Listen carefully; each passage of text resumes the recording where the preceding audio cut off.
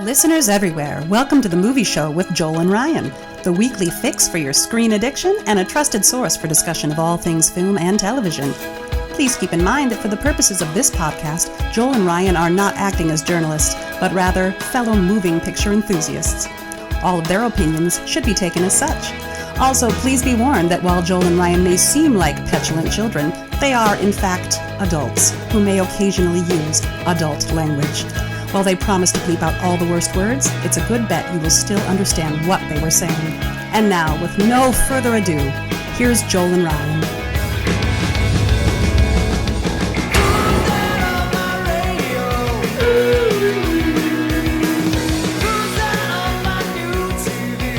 Hello, everybody. Welcome to the Movie Show with Joel and Ryan. I'm Joel. And I'm Ryan. And we're super happy to have you back for part two of our review of 2020. Not anything other than the movies of 2020. We're not going to delve into all the other aspects of 2020. That's not this show. Maybe if we have time at the end. Yeah, it by its title, it says The Movie Show. So I was hoping that would be sort of self-explanatory, that when I say we're reviewing 2020, we're going to review the movies of 2020. We hold our title to be self-evident. Indeed. And so if you are listening to this on the very, very moment that it drops, happy Valentine's Day. And as always, we here at the Movie Show with Joel and Ryan, we love you.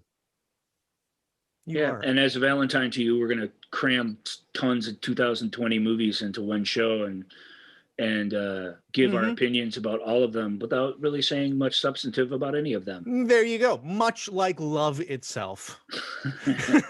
All right. So here I'm going to do this. I'm going to pop us up a little bit, and then I can show for the video watcher. I'm going to have a little there's the graphic. So I got us out of the way, and then I don't see anything. Is that coming later? That'll come later. Yep. Cool. Yep. That's movie magic right there. I trust you. Yep. So, all right. So we're going to jump right in to talk about some crime dramas. We're going crime dramas right at the top of the show. First up is The Informer. Hey, The Informer, for something that's, I don't know where it is on demand or whatever, but for this kind of film where they take the guy who did the petty crime or whatever and turn him into a informer and blackmail him into trying to bust a bunch of really super bad guys, and everything goes bad. And it's a very cliched sort of story, but this one's a really good version of that. Really, really well executed. The patsy at the center of everything is Joel Kinnaman, who is a just outstanding actor whose huge hit sort of eludes him. But I've been a big fan of his since The Killing, the TV show, and which he's just out of this world dynamite in. And he's had some opportunities, the RoboCop remake and some things, but he's a great actor, and he's really, really good in that. And that story is pretty good. These crime dramas, at least the ones on this list, are pretty gritty, and this one's no exception. So be warned, these are violent films. All 5 of the ones we're going to talk about here. Yeah, very cool. Okay. So next up after The Informer is The Gentleman. Yeah, Gentleman's the movie it reminded me of was Layer Cake, if you remember that film back in the day with Daniel Craig. That's the Guy Ritchie-est, non-Guy Ritchie movie ever made, Layer Cake, and this is actually made by Guy Ritchie, so it's not even as good as Layer Cake. It's just another obnoxious British crime people story.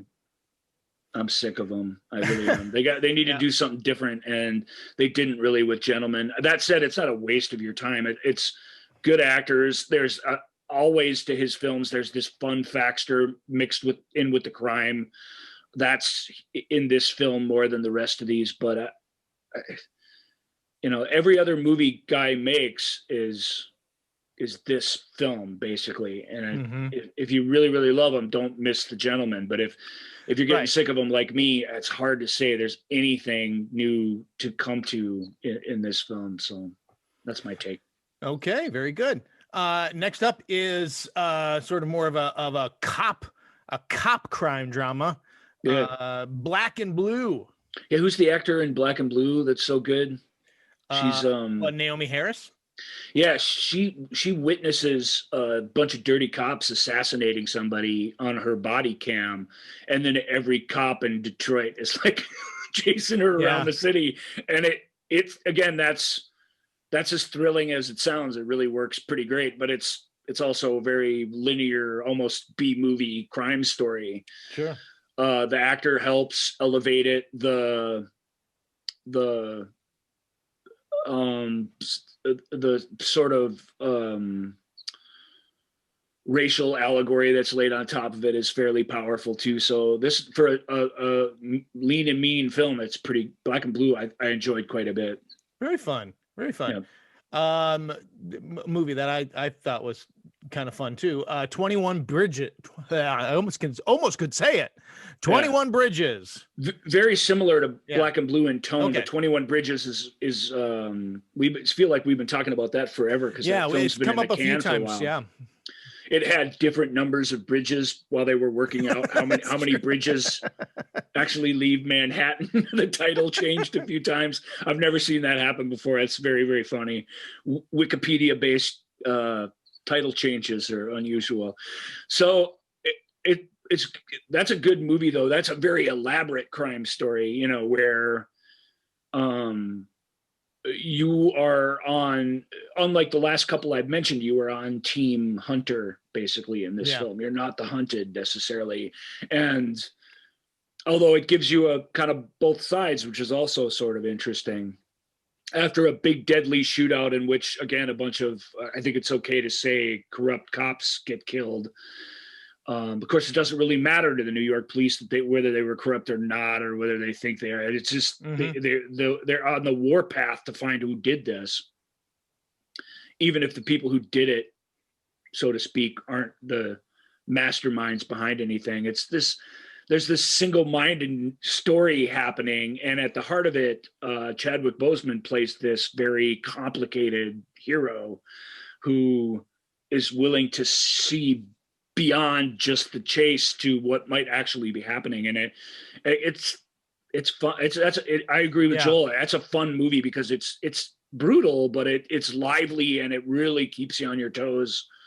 So I kind of dug it. It's got a little, not to spoil it, but it for as complicated a story, the justice dealt out at the end of it is kind of little easy for my taste, but so that was a good movie. Of movies of that style, it was a really, really good one. Yeah, it felt like, well, this is the ending that it had. If you're going to have a cheap and easy ending, don't have it drag on for 13 minutes. Well, that's a good point. That is a good point. But I can't begrudge the this is how we're going to do it. Blah blah blah.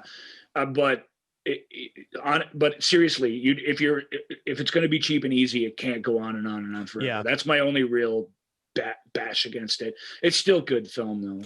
That's a pretty fair. I think that's a fair criticism of that. It's a character film, fine, so I get why the end is the way it is. Yep. But it just it's a little too easy. It's not CSI Miami easy or whatever, but it's just too easy, and that's frustrating for me for what is a very complex film. It doesn't go close 21 bridges. Yeah, and then it goes in the Who, and then we get the Who music going on. It does not do that. No, it does not do that. All right, next up is Uncut Gems, the Adam Sandler love fest. No, I mean in the sense that everyone went nuts for the work that Adam Sandler did. I must admit, I haven't gotten around to watching this yet.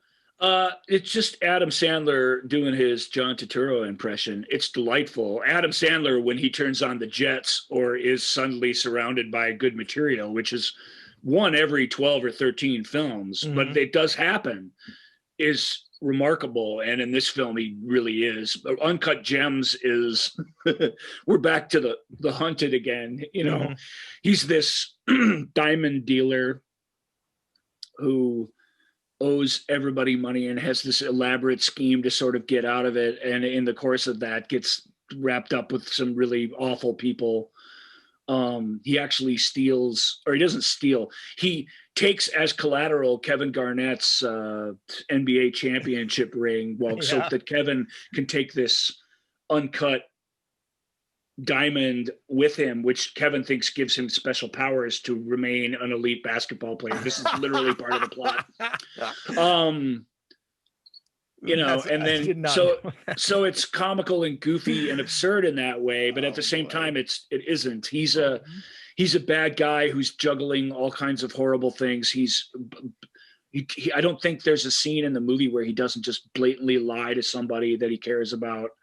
So it's one of those movies where it's tough. Yeah. But it reminds me, if you even look at the picture of him, it reminds me of what, like in the early 90s, and not that they're that different in age, but it reminds me of a John Turturro film. It really feels like that kind of character. And Sandler's almost better than Turturro would be in the same material, because there's an innocence about him that John doesn't have. John's all sharp edges and prickly, sticks and stuff, and where Adam's still this sort of lovable comic guy at heart. And so it just makes it doubly tragic what goes down in the film. It's a good one. That's a really good, proper film that you can, that could have been in the Oscar conversation, maybe in a different year. Yeah. There was a bit of an uproar when he, at least when Sandler wasn't nominated. I'd have to look at the list. He's great in it, but Sandler gets a lot of credit because mostly what he does is crap. And I don't really think that switch in extremes makes him deserve suddenly all these accolades because he does something that's good. Sure. I remember Will Smith and Jada Pinkett Smith were all boycotting the Oscars because Will wasn't nominated for Concussion. Will's great in Concussion, but he's really, really good in it. But it's like, you don't, just because you decided to do something to get yourself an Oscar nomination doesn't mean that, you're lifting yourself out of your little matinee idol, or in this case, your fart joke clown sphere that you travel in your whole life. You can't, you can't expect that suddenly when you're surrounded by these other actors that you're going to be one of the 5 elite ones. I'm sorry. Sure. So to be fair, I believe Adam Sandler, that was kind of his reaction to not getting nominated. Yeah. When people were sticking microphones in his face or calling him, asking for comments on, hey, you didn't get nominated. How you feel? How you feel? You must be disappointed. He's like, meh, what are you going to do? Whatever. He's dynamite in it. I don't want to get it wrong. I'm just saying he's doubly dynamite in it because it's just so much better than everything else he touches. Not everything, but like I said, he's got enough of these now, about a half dozen where, wow, you're an actor, man. Sure. And to be fair to Adam, he's not asked to do that all the time. Right. It's not like he's turning down awesome prestige script after script. They weren't coming after him for right. Dunkirk. The studios, the streaming services, there's a certain thing they want out of him, and he's.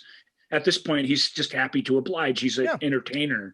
Yeah. So I'm not ripping on him. I'm just saying that a lot of people are like, it's a great performance, but it can't just be a great performance because it's Adam Sandler. And wow, suddenly he's good when he's normally bad. Right. I think those people with the microphones and the people online spurring them on are the people who need to reevaluate their perspective. Not necessarily those are the true villains.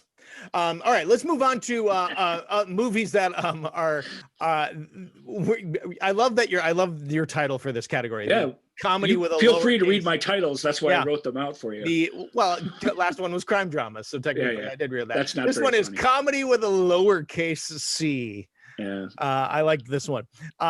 First up is Kajillionaire. Kajillionaire. Yeah. Wow, that was recommended by a friend of the show, Rob. It's got what's her name? Rachel. It's got Rachel Wood and Evan Rachel Wood. Directed by Miranda July. Hey, so this is an art house film. Okay, this is, you got to be a bit of a. You got to like that sort of thing to even let this one happen to you. It is a comedy with a lowercase c. There's not a lot of comedy in it. But there's a little bit, and there's a lot of heart in it, even though it's a very, very absurd and strange show. it's about this young woman who basically has been raised as from a child to be a con artist, along with her, like, kind of, I think, hilariously useless con artist parents who somehow are still doing this after these years, because they are terrible. And it's about her sort of escaping that life, but it has all the elements of we found this person living in a box for 13 years and now we're going to throw them out in the world, basically. It's not, or this person was raised by orangutans and now we're going to bring them, back to France. It's that kind of story. Truly, she escapes this and just has really no concept of what life is like for average people. And I found it heartwarming in that way. A lot of people really didn't like it because, again, I think especially when it's not making the art house theater rounds, it's going right to Amazon or it's going right to Netflix or whatever. People look at it, they watch the ad makes it look like it's zany and funny, and then what they're treated to is something very frail and odd and not conventionally satisfying. So I think people didn't like it for that reason, but I loved it. There's also this movie and another couple of movies. We talked about Summerland, which I mumbled through because I didn't want to spoil the big reveal. Right. There's also this, I hate to say it, but there's this, if it's about an unconventional romantic relationship compared to what the people are used to, there's a backlash against those films when they find out late in the game that that's what's going on. And which I think is a shame, but at the same time, I do sort of understand at least where that comes from. People, American audiences, we've talked about it time and time again, do not like to be bait and switched. They like the maybe by the villain of the thing, but not by the movie itself. And they don't even like the feeling that that's happened, even if that's not the intention. And they react really negatively to that. But so without saying explicitly what I'm talking about, you guys can probably figure it out. All right. Next up is Jon Stewart's return to directing and writing with Jon Stewart and Rose Byrne in Irresistible. Yeah. Jon Stewart's not in it. It's what's his face from The Office. Yeah, it's Steve Carell. Right, Steve Carell and Rose Byrne. Did I say Jon Stewart, not Steve Carell? Yeah. Sorry. Yeah, but that's okay. I just written and directed by Jon Stewart, starring Steve Carell and Rose Byrne. Right. I do that all the time, and you never correct me, which is really nice of you because it throws my momentum off. And well, that's why I don't, because I'm like, keep it. I just let him go. People know what he's talking about. The train has left the station. Just let him go. I should have done that this time, but of course, I'm a obnoxious know-it-all, and I cannot help myself. So I apologize. We serve that. It's a different function. I'm serving a different function here. I got to get these parts right. Okay. I just wanted people to know that Steve Carell's in it for sure because he's the whole thing, really. Yeah. Steve Carell starring in a political satire written by Jon Stewart, that should be magic. It just isn't. This movie's not very good. And the reason it isn't because it doesn't have plenty of laughs, which it does. It's a fun way to spend some time with these actors. It's just the film doesn't have the courage of its own convictions. Of all the films where I'm bitching about the ending or how the ending doesn't stick, this ending bounces around like a ping pong ball in a gymnasium that you just can't catch up with and stop from bouncing. And it's a frustrating ending in that way because the film should be about something. The central conceit of the film, which I also won't spoil because it's the best thing about it, is an interesting idea. And I just, I get John's kind of wanting to show that it really changes nothing. Because that's sort of the world, and I sort of understand that. But from a film narrative, when you take that tack for only that reason, you undermine everything that came before. And I just thought it was not good enough. It wasn't funny enough in the early going to be considered special, and it just really just fell to pieces in the end. There's like 7 endings tagged onto it, and they all suck. Every one of them sucks. Sure. All right. Well, then let's move on. To different degrees. Yeah. One of them just sort of sucks. The rest of them all suck terribly. So. Yeah. It sounds disappointing. All right. Next up is it's funny though. You know, if you need a comedy, it is funny. But it just feels wrong-headed in the world that we live in. That dysfunctional political discourse, and you know that all that should just be funny. And the film has the opportunity for it to be tragic, and maybe that's what he's going for at the end. It just didn't land with me, but I don't know. I mean, I love Jon Stewart. I liked his previous film, but that film had heart in it. This film's just a bunch of vipers thrown into a pit, and you just watch it for an hour and a half, and then you go on with your life. All right. Next up is a movie from Blumhouse, Blumhouse Productions, sort of irreverent horror thrillers. They usually put a lot of comedy-based actors into these sort of scary, crazy situations. It's The Hunt. Yeah, which is just a let's hunt the people story. It's based on a conspiracy theory that was out there that liberals were rounding up conservatives on this place and then hunting them down, Most Dangerous Game style. But what the film really is Damon Lindelof, and who's the other writer? Do you have it in front of you? Yep, it's Nick Cuse. It's really Nick Cuse, Carlton Cuse's kid. So a pretty good writer, but a couple of pretty good writers actually. The movie reminded me in tone of Cabin in the Woods. That right? Is that the Joss Whedon? Yeah.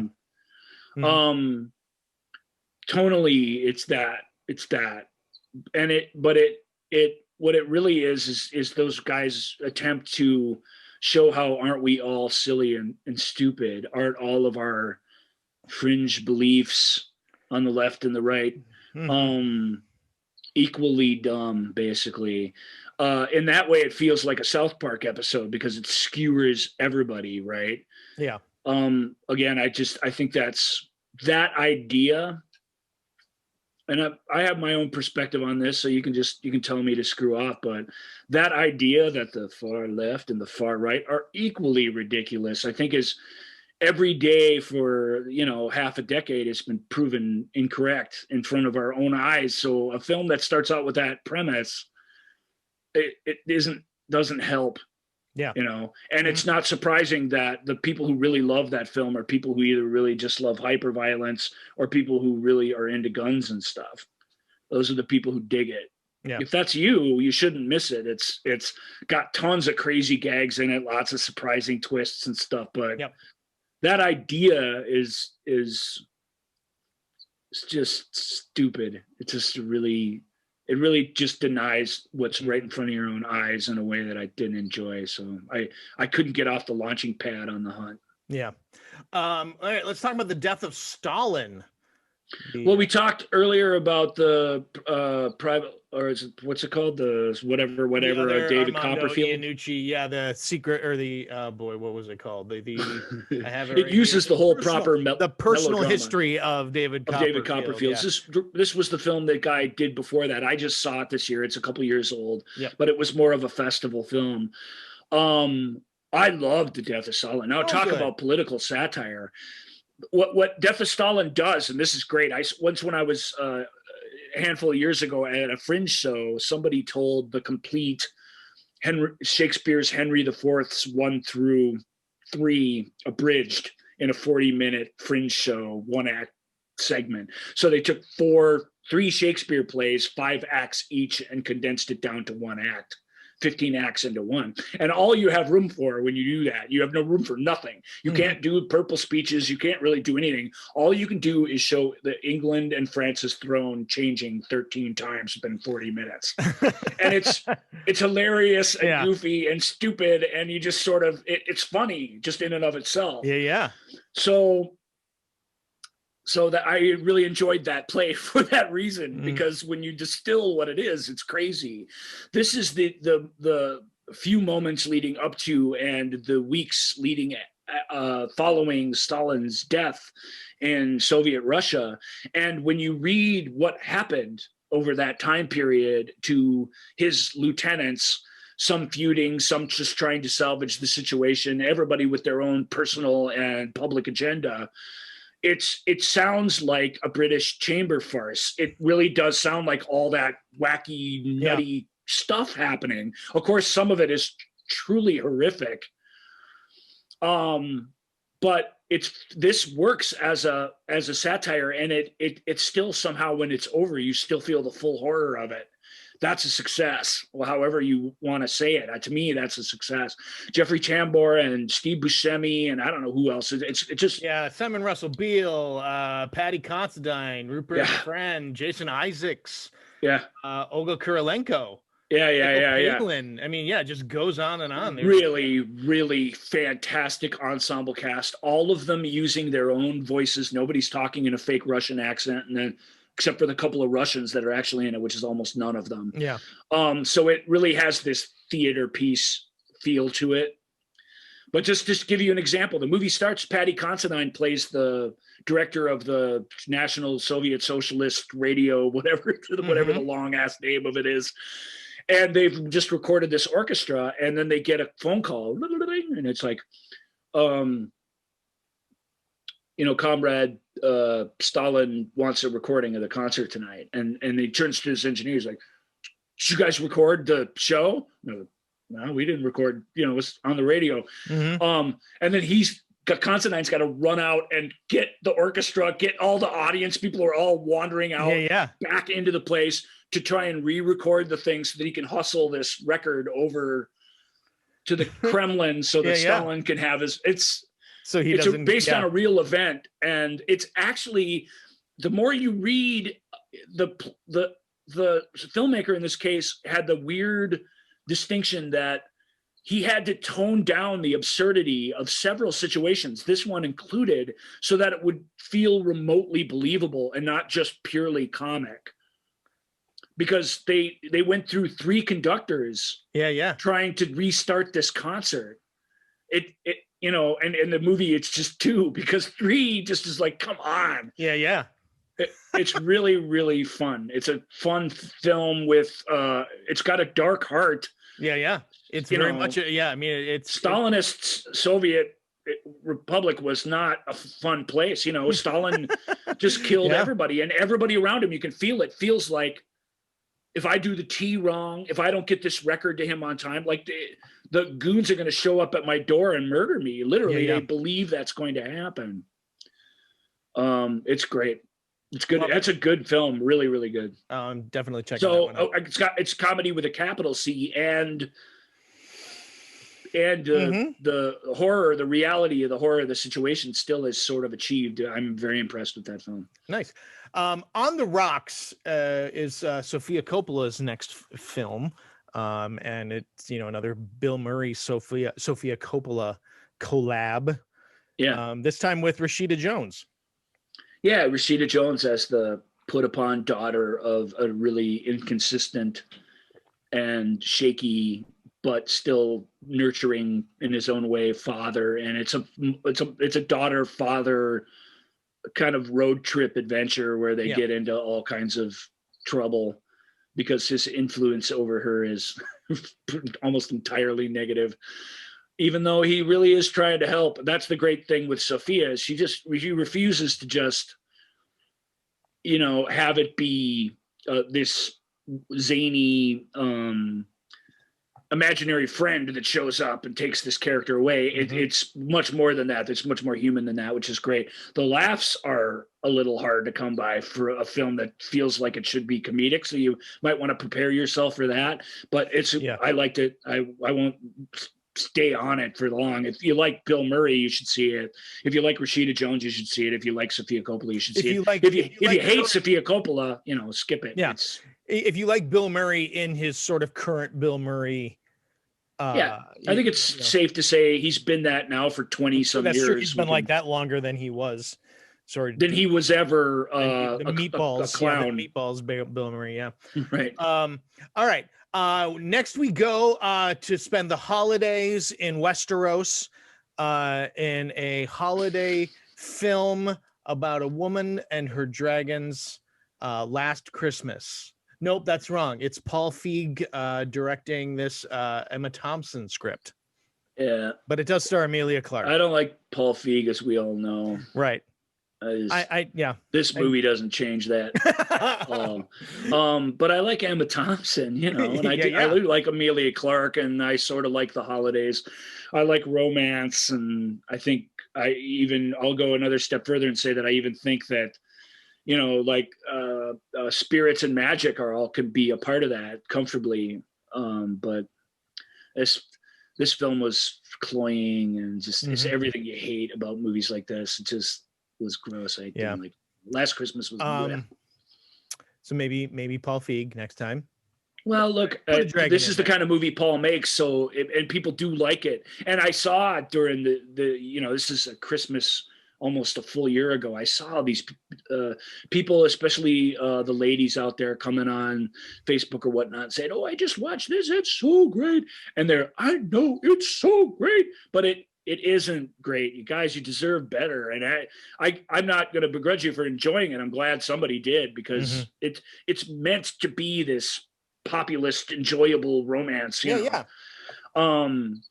But you just deserve better. You just deserve better than that. You know, there's this British comedy thing, and they're not all like this. So I don't want to, you know, I'm a big fan of British comedy, but there's this thing where it's like, let's just and then let's emotionally just pull the rug out from under you, and let's all have this serious fight about everything that's meaningful in our lives, and then let's walk around the city by ourselves quietly for a while, and then ramp it back up. Yeah. So it's Feig, and I don't know what he's going to do with this material. It's really, really hurts physically to say this. This film is Emma Thompson's fault. Really, I'm marking this. It's not Feig's fault. Well, you actually he doesn't help, but he doesn't help because he runs face first into everything that's there. Yeah. But that's not always the worst way to direct a script. You know, it starts with the script being just wanting to be everything, and you can't be that zany, stupid, and irreverent, and then expect us to.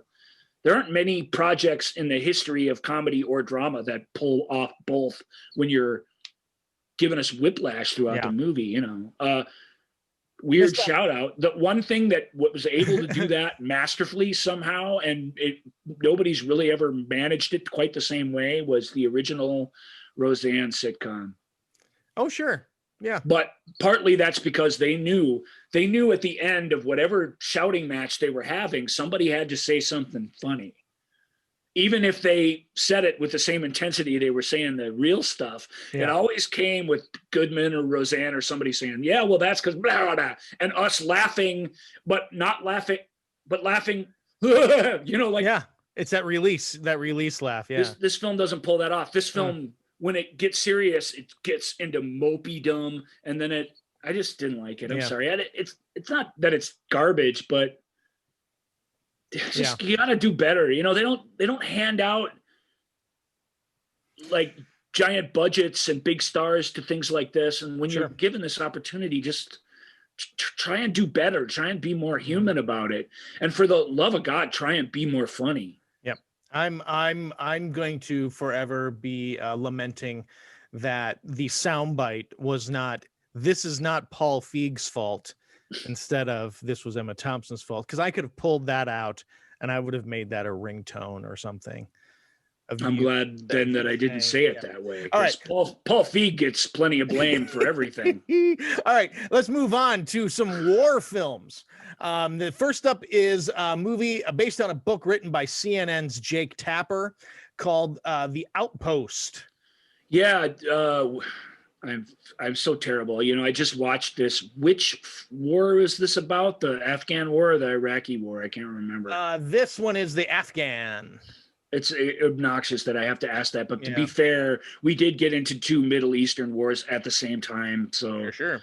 By the numbers military film, you know, based on this real event, which are told with a great deal of verisimilitude by really good actors and good directors. It is a straight up war movie. There's nothing about it that there's no B plot, with this something good. It's just, you know what I mean? It really is this situation, and it's very, very good in that way. It's directed by a guy who's been lost in the woods for a while, Rod Lurie, who made The Contender early on and then followed it up with what I think is fantastic, Last Castle.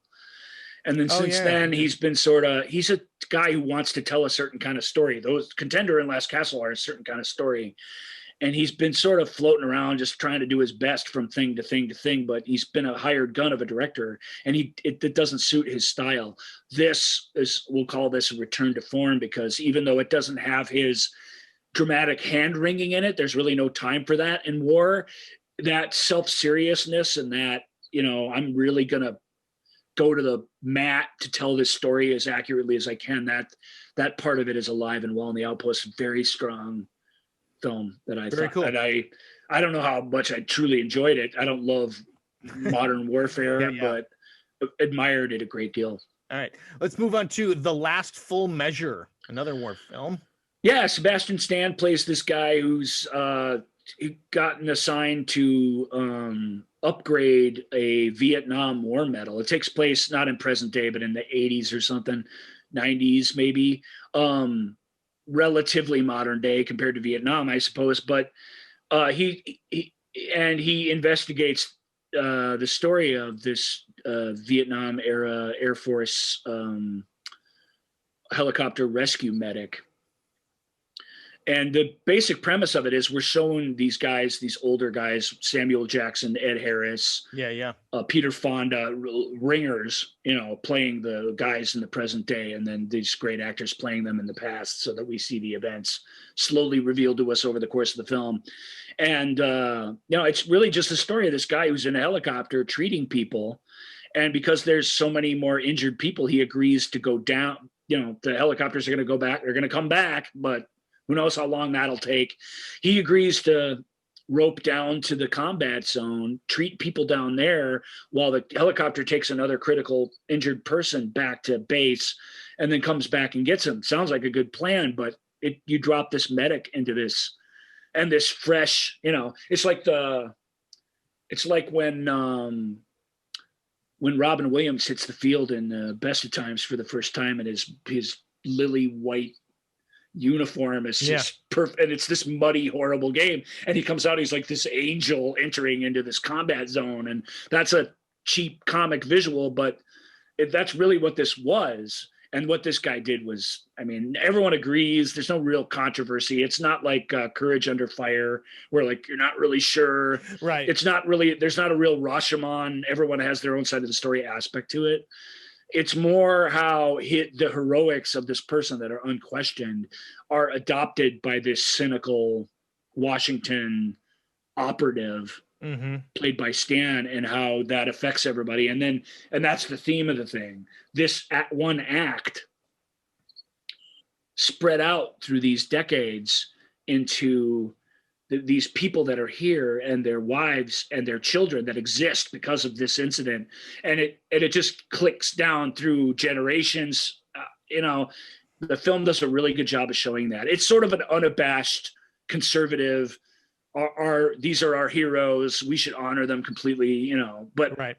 I enjoyed it a lot. It's really well done. So cool. All right, let's talk about Terrence Malick's film, A Hidden Life. That's about a conscientious objector. I believe he's Austrian? Yep, Austrian. Who, if you didn't want to fight in the war during World War II, or you didn't want to join the Nazi party even, it's really anything. We talked a little bit about how Jojo Rabbit is so full of shit that it's hard to take meaning from any of it. And, that movie's a satire and a comedy. This movie's this slow, quiet, Malick-esque drama, but it's his best movie in years, because it just shows how impossible it is to be a sheep herder in rural Austria, to be a war hero from World War I, and to not be required to serve. And when he chooses not to, and chooses not to heil everybody that he meets on every street, the whole world turns against him. Every school kid, everybody. There's no There, you know what I mean? There's no escaping that. And it is a real act of this decade-long act of bravery where he's just stuck to his principles and his guns. I thought it was an extremely powerful film, but if you don't know a Terrence Malick film, it's hard for me to say, yes, y'all need to see this, because y'all come back to me going, hey, that was really boring, Ryan, and you didn't say it was going to be 3 hours of boringness, But if you've seen Tree of Life, that had a bunch of big movie stars. Tree of Life's 2.5 hours of people telling you their innermost poetic thoughts while running their hands through billowing drapes in their 50s houses. It's infuriatingly obtuse. That's the magic of it, but I get it. That's the frustration of it. I can't deny myself, Malick. I'm a cinephile. I got to keep watching them. Yep. This isn't one I really have to save you from. It is slow and quiet and contemplative, but this story is real in a way that some of these films trying to make points are just hopeless, worthless fantasies. And we need films like that. So I was very, very grateful for it. It's his third best film, probably. I liked it quite a bit more than I liked Thin Red Line. Oh, good. Still probably not as good as the 70s films, the two 70s films, but it's just really, really good. I was impressed. Contemplative is always the word I use when I think. It is. When I think of Terrence Malick films. Maybe The New World is better. Maybe it's his fourth best. I don't know. It's really good. It's one of the good ones. So. Sure. All right. Apple TV presents Greyhound, starring America's sweetheart Tom Hanks. Greyhound's great. Greyhound is awesome. It's a 90 minutes of pure impossible naval battle, and it really does show. We always say that. I don't want to speak for you, Joel, but you nodded your head when I said this. But the genius of Saving Private Ryan, because it's a flawed film in a lot of ways when it came out, Tom Hanks and Spielberg, was that it was the first movie to come around that really adequately made you feel, I should say, because it's Spielberg, the horror of war and the heroism of war in one package. This touches on the horror of war, but this is really the heroism of war. And it is a little disappointing because I don't want to get into it, because it's an incredibly entertaining and fast moving film, which Hanks is fantastic in it. But if you really do go and read, it was a real armada, it was a real series of naval battles. If you go and read about them, they're far less interesting and impressive than what the movie they made out of it. It was based on a book written by a guy who takes these real incidents and turns them into huge entertainments. There's nothing wrong with that, but it's worth mentioning. Yeah. Greyhound's great. If you haven't seen it, it's fantastic. Yeah, Greyhound is super fun. It's not worth subscribing to Apple TV for on its own, although you have that new sitcom that's really, really good. Sure. And if you what's that show called, Joel? Ted Lasso. Everyone loves that, so maybe that's the reason. And Greyhound is like the side dish that you get to. There's a couple Apple TV programs, of course, off the top of my head, I'm not remembering, but I mean, if you buy an Apple TV, you get a year of Apple, TV Plus in with that package, and it's. I didn't know that. I have Apple TV, and I never acquitted myself of that benefit. Maybe you still can. Maybe not. All right. Anyway, it's just worth pointing out that I rip on Apple TV and I really teased it when we teased Greyhound, because the morning show was the other big one. But the morning show, and nothing against that, because that's a good show. But Apple TV treated that like a hit, but that was very much like The Good Place and 30 Rock, where a certain demographic loved it, and the critics all agreed it was good, but you couldn't prove on an Etch-a-Sketch that anyone really watched it. Not the amount of people you need to watch something as expensive and lavish as that show. Sure. That's fair. I'm not saying it's not good. I'm saying but that's a fair assessment. That's a fair assessment. But I'm just saying, if you're looking for reasons to have Apple TV, that's another one. That's a good show. That's a good reason. Ted Lasso is a tonic for what's going on in the world. We talked already about On the Rocks, which is good. Greyhound's quite good. So there's some things. some original programming there. I haven't seen it, but I heard that the courtroom trial where the parents have to defend their own kid for murder. That Chris Evans. Yeah, the Chris Evans. I heard Evans that's pretty great too. Yeah. So.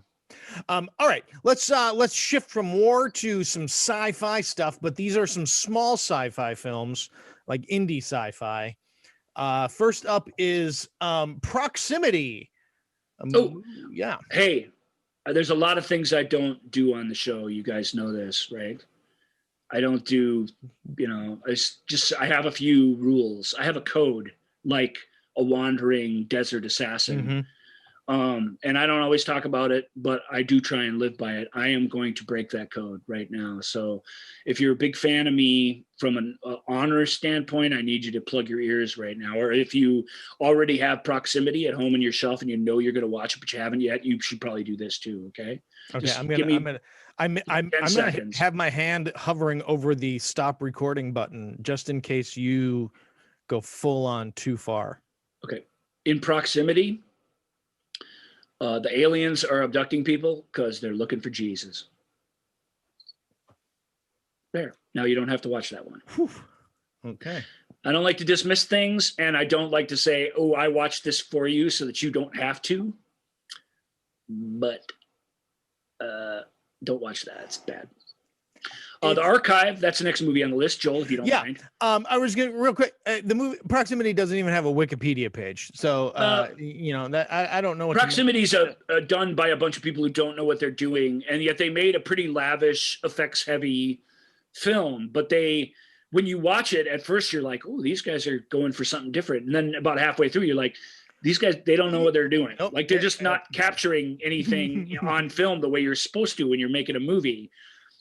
They're telling a story that has a beginning, middle, and end. Like it's not a total failure. And I don't like to rip on little independent people, but I watch all these indie sci-fi films. I watch all of them, y'all, all of them. Yep. And so every once in a while you just got to say, don't be fooled by this one. It's got enough money shots in it to make a decent trailer out of it. Although I've not seen the trailer. Proximity is a weird, super weird film that is really, really badly done, and the central idea in it will make you guffaw, and not in a good way. All right. Okay. Archive is we're gonna shoot forward to 2038. Archive's more like one of those movies got the hunky Theo James in it, ladies. He takes his shirt off and gentlemen once. Yeah.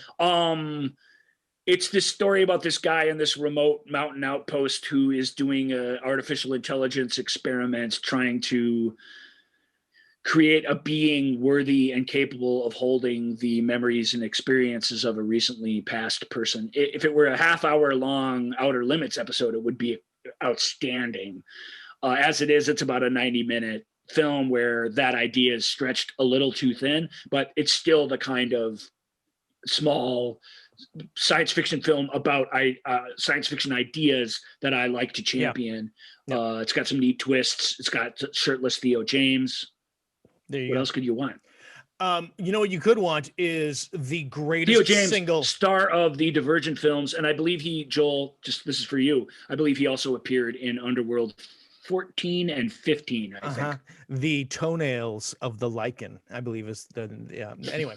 Right. All right. But what Archive doesn't have is the single greatest title of any movie on this list that we will talk about. Yeah. And that, of course, is The Man Who Killed Hitler and Then the Bigfoot.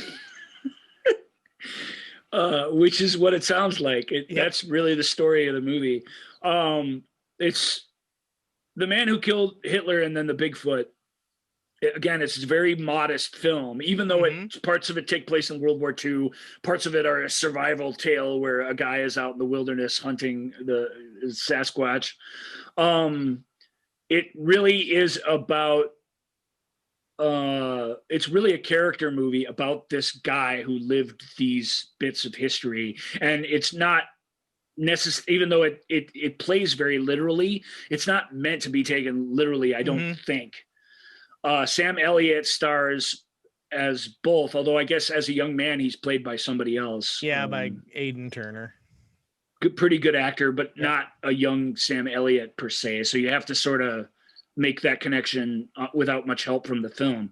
But it's good. It's a really good movie for what it is, for one of these little magnet releasing, there've been a bunch of them. The one where Bubba Hotep and sure, there've been all these weird high concept, like horror hybrid historical sci-fi films, of which this is one, and this is one of my favorites because Sam Elliott's not messing about. If you saw his film Hero a few years back, that film takes your breath away, even though it's a quiet, modest film. He wouldn't show up in this if he didn't think it had substance in it, and it does. And he just makes sure it comes out in every scene. I don't normally I don't give the actors too much credit, and I really like to blame writers when the writing bugs me, as you've seen in this episode already. Man Who Killed Hitler and then the Bigfoot it's hard to imagine a different actor doing it. It's not like Harrison Ford couldn't do it, but Sam Elliott has this. He represents America in this billboard sort of way, this iconic sort of way that with somebody different doing this, and yet he's capable of every bit of nuance that you would want out of a guy in a role like this. So you come for the cheap thrills, of which you get a few, not too many. Right. Again, the trailer makes it seem like it's really about the mission to kill Hitler and the mission to stop the plague of the Bigfoot, which it is, but it isn't. It's mostly about the time in between where you see a guy recovering from having been part of the horrors of World War II and then equivocating over whether he's going to be brought back into service as an older man. Sure. It's that decision really, and that inner struggle that the film is about, not so much the things in of themselves, although it's an extremely handsome film. Douglas effing Trumbull, Joel, came out of retirement to produce this film and do the special effects with John Sayles. John Sayles is a producer on this film. So I don't want to oversell it. It's not, you know what I mean? But also you can laugh this movie off just by its title, The Man Who Killed Hitler and then the Bigfoot. I looked at it and I was like, what? And then I saw Sam Elliott, John Sayles, Trumbull. What? Douglas Trumbull hasn't done an effects movie since Natalie Wood was still alive. Yeah. Douglas Trumbull did 2001. He did Close Encounters of the Third Kind. He did Blade Runner. He was the effects artist, still is. You have a tough time proving to me that anyone has surpassed his achievements in Blade Runner in particular. Right. So the fact that he's just, I'll do this. Like, it's just, it's a modest, tiny film. So I don't want to, But all right. So let's move on to The Vast of Night, our last of our little indie sci-fi. A little like The Archive, more effective, I think, in almost every way. This is indie, small. We were making our first film done right. This is a film made by film fans, made by fans of Outer Limits episodes. They have they don't call it the Outer Limits, but they have a mock-up of like a show from that era. This show takes place in the 50s. It is about the night UFOs visited us. And it is about these two characters who are caught up in that. These two, I think one of them's a high school student and the other just graduated high school, or they're both in high school, like a senior and a sophomore or something. The dialogue in it is witty and snappy and delightful. That 50s style rat-a-tat-tat dialogue. It's really wonderful. The uninterrupted shots are very, very ambitious for a modern film. The design is all great. I thought the very, very ending, the Twilight Zone bit of it was a little much, but everything in it is really outstanding. Vast of Night is on Amazon, and if you just like yourself those old school 50s, sci-fi films like our buddy Dana's husband, he talked over a few of them on our show, right? Maz, Mary. This it isn't quite those films because it doesn't have the breadth of storytelling that those had, but it's an homage to that. It's an homage to that era that those films came from, I guess. And it also has a little of that in it themselves. It's a good one. Really, really cool. Good film. Very cool. All right, let's fly through these next 4 films because the title of this is No Fun for the Whole Family. So let's fly through Artemis Fowl first. Artemis Fowl was edited from a 2-hour movie down to an 1.5-hour movie. Plot lines were dropped, plot lines were added, things were shuffled, and what you have is a really expensive looking disaster. It just doesn't even make much narrative sense anymore. And I'll say this 1,000 times. Artemis Fowl was not ever going to be good, but it couldn't be saved by cutting a half an hour out of it and making it a more fast-paced piece of garbage. Yeah. You really made it so that we can't even judge it accurately.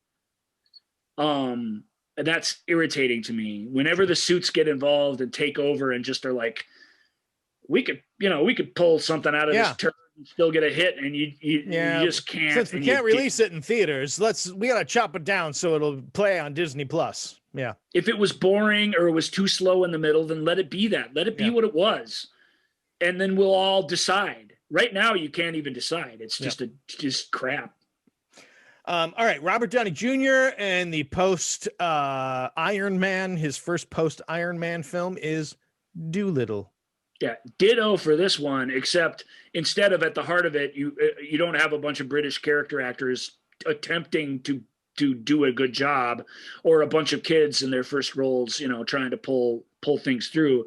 You have Robert Downey Jr. and a pile of celebrity cameo voiceover artists. A cavalcade. Yeah, Robert has been traveling around with his wife, who is his executive producer on everything he's worked at pretty much since he's been sober.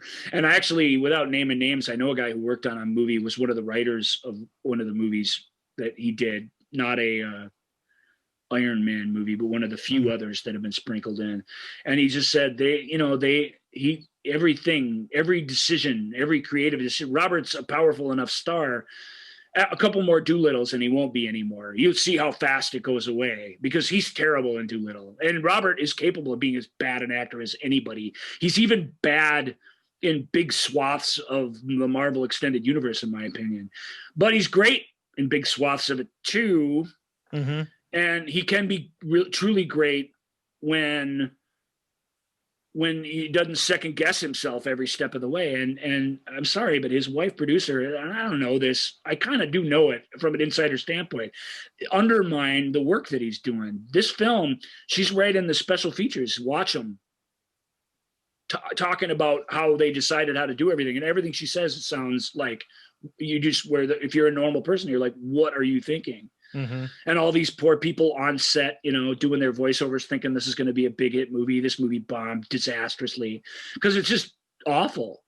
And it didn't have to be awful. It could have just been not good, but it's sort of an innocent little family film. But it's demonstrably awful. When you're watching it, you feel insulted by it.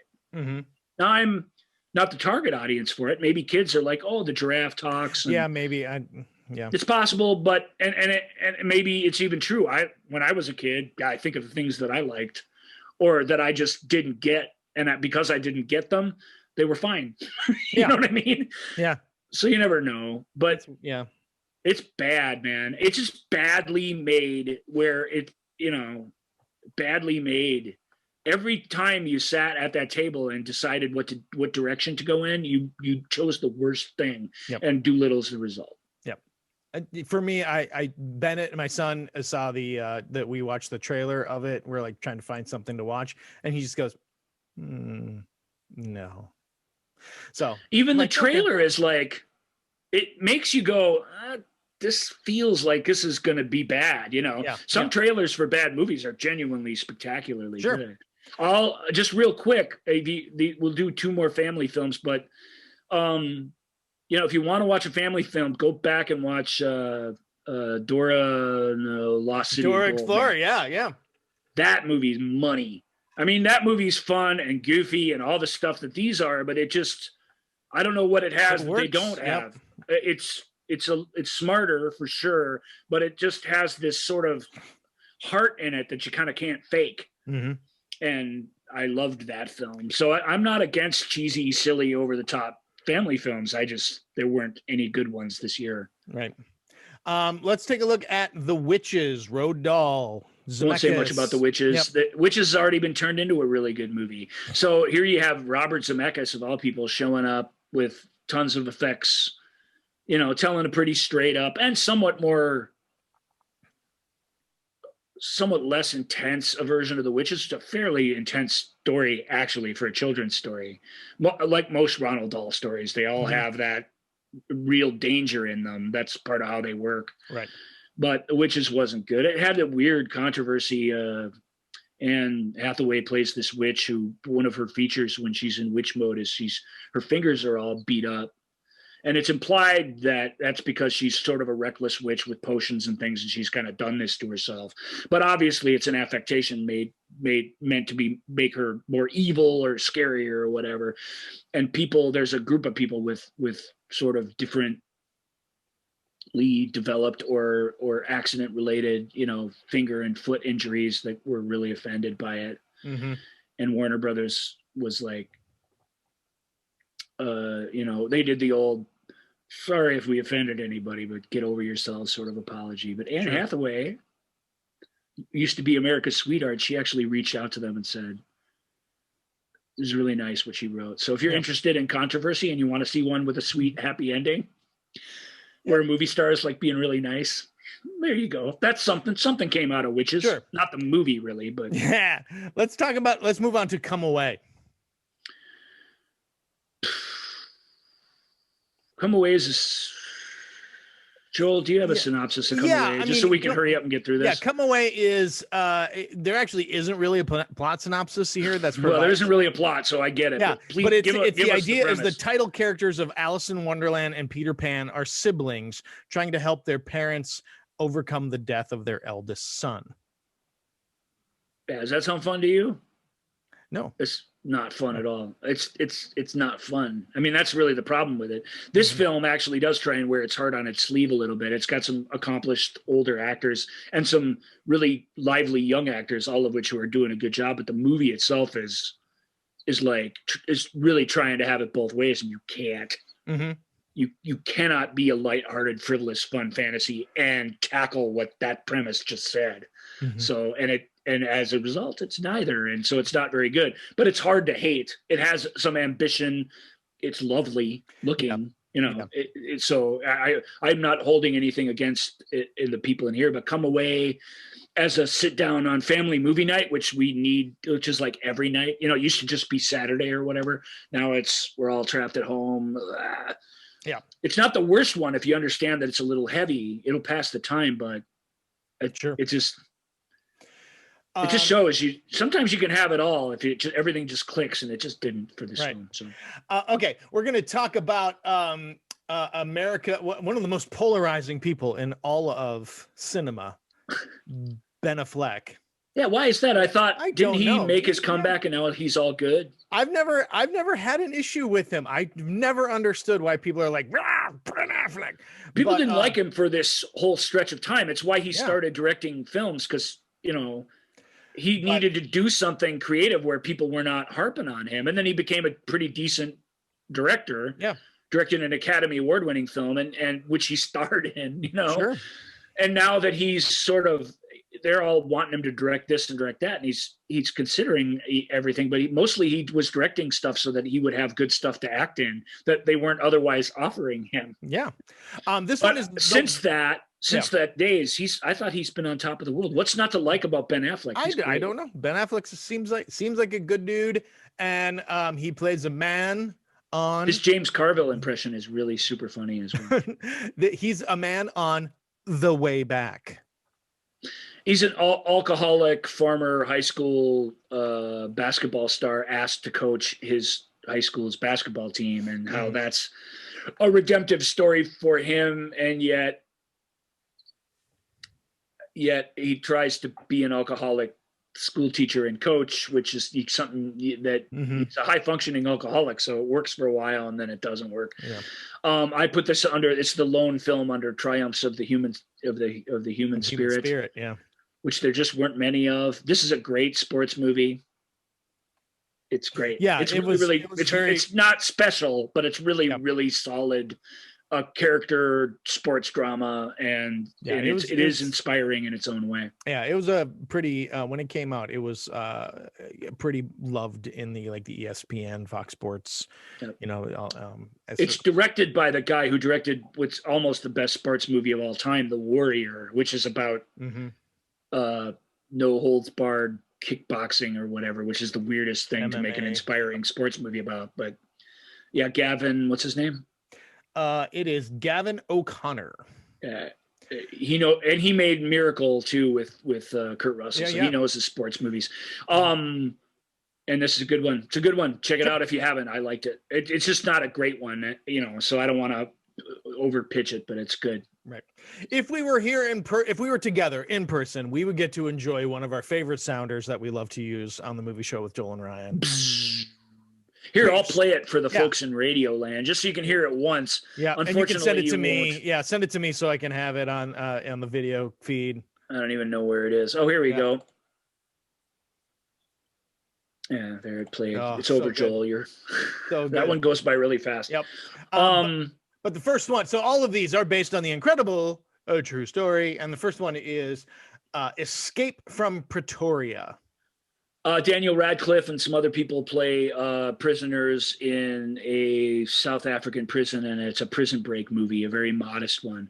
The thing that's amazing about it is that it's the way. First of all, it has Ian Hart in it, who played the Professor Stuttering Man from the very first Harry Potter movie. I don't remember that. Yeah. And Daniel Radcliffe, Harry Potter, and they're playing these South African dissidents. Radcliffe's character views himself as a soldier in a war, and Ian Hart views himself as a political prisoner, where his martyrdom and his being in prison is the whole point. And there's that tug of war. It's a clever, modest film. It has some prison break thrills, but these are all based on the incredible true story. They're all pretty modest. If the premise doesn't thrill you, you're probably not going to like them. But if it does, this one to check out. It was good, I thought. Very cool. All right, next up is Above Suspicion. The story about a FBI informant, a true story based on the incredible true story of an FBI informant or an FBI hotshot who gets this white trash chick informant over to his side, has an illicit relationship with her, and then throws her to the wolves. And then doesn't understand why everything went wrong. The guy in it, this is Jack Houston, really, really good actor, and Emilia Clarke. So it's not the premise that brought me to this. It was these two actors in these roles. And that from that standpoint, it's a home run, but it's a really unpleasant, dirty, gross trailer park crime story.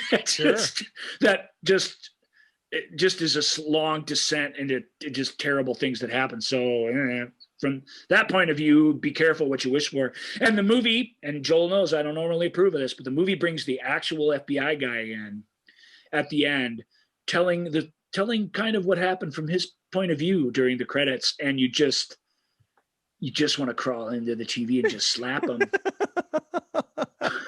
Wow. And that's so powerful after the movie that you just sat through. This dude he's in jail now, and looking back, I probably made some mistakes. You just want to strangle him. It's really, really, that's the experience of watching. That's awesome. All right, next up is Stockholm. Ethan Hawke. It's the famous Stockholm syndrome bank heist where the hostages basically take sides with the bank robbers instead of the cops, because of how bad the cops handle things, but also how purely innocent really the bank robbers are. It's this mix of them being cuddly bank robbers and the cops being incompetent, putting everyone in danger at every turn. It's a comedy, but it's a dark comedy. So be warned. Ethan Hawke plays the main bank robber. Rumi Napace from the Dragon Tattoo films and stuff is sort of the main hostage. And And it is a comedy because it's a comedy of errors, really, because it's error after error after error. But it isn't a movie. It is a real story where these actions had real consequences. And so it's that too. But it was a clever movie. I was impressed by that. I don't know where it's streaming. It's modest pleasure, but still good. That was a good film. All right. Next up, being brave enough to take that story and to let the comedy happen as opposed to make it a comedy is what's great about it. It is comical, but it isn't. It's a hard line to ride, and they did a really, really good job of it. So, okay. Next up is Official Secrets. Keira Knightley. But here's where these start getting really good, where they're not just fun trifles for you to experiment with. Official Secrets is an outstanding film about a young woman who leaked information to the press to help intelligence to help stop the I believe it's the Iraq War. Right. Yes, that's exactly right. And she gets caught doing it or confesses to it. None of that's really important, but it's about her.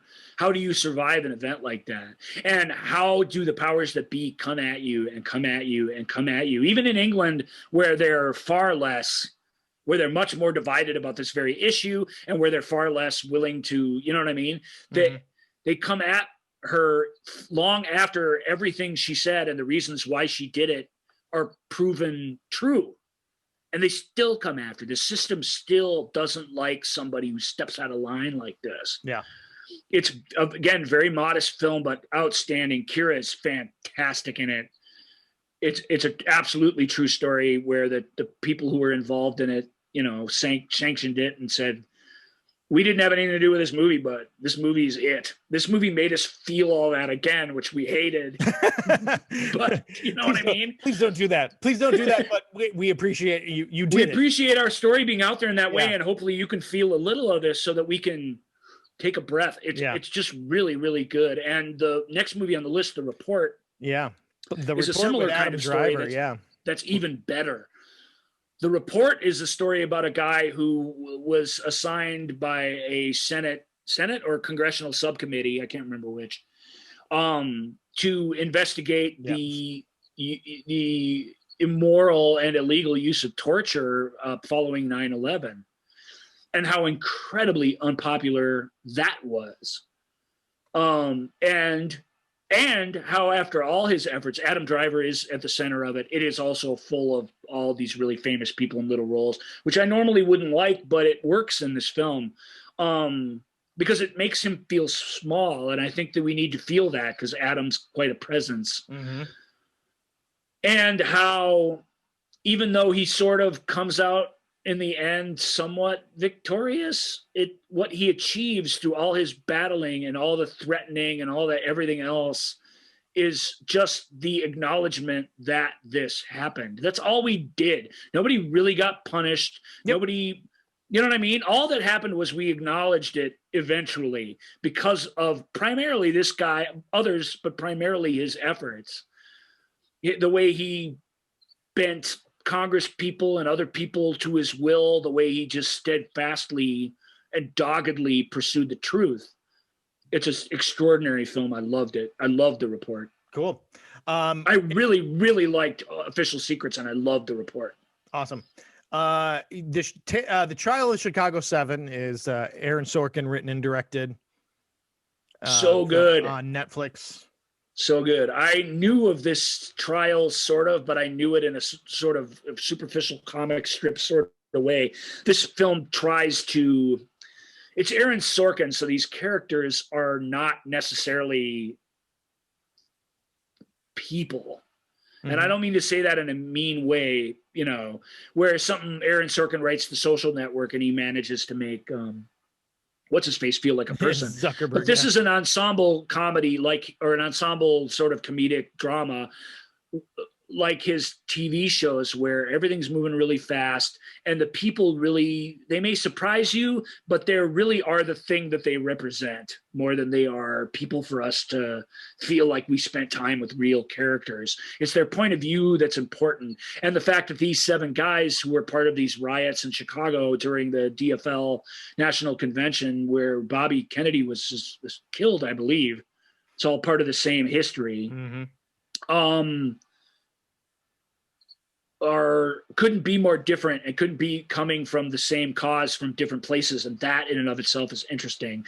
The incompetence of the way the trial was handled, both prosecutorially and especially from the judge, which is all basically true, is amazing. And again, our pal Mark Rylance plays he's quote not the defense attorney of the team. He's there representing the interests of one person, but he ends up becoming the figurehead for the trial. And it's a fantastic movie. It's a courtroom drama, period courtroom drama, with some flashbacks to an exciting riot where a lot of people were hurt really badly. And I think that obviously that's the hook, and that's the relevance into what we're experiencing these days. But it's great. And Aaron, I just love Aaron. He's overcooked writer as there is amongst us. Maybe only Amy Palladino is similarly the Gilmore Girls fame and other things. Like, she also just, they aren't people in a way that we can accept conventionally, and yet they sort of represent something we aspire to: a wit, loquaciousness, a vocabulary, whatever it is. Like, you like spending time with them because of how smart and awesome everything is, and because they speak through the author's voice. That annoys some people, Joel, but I kind of love it. I certainly rather an overwritten piece than an underwritten one in most cases. I would agree with that. Yeah.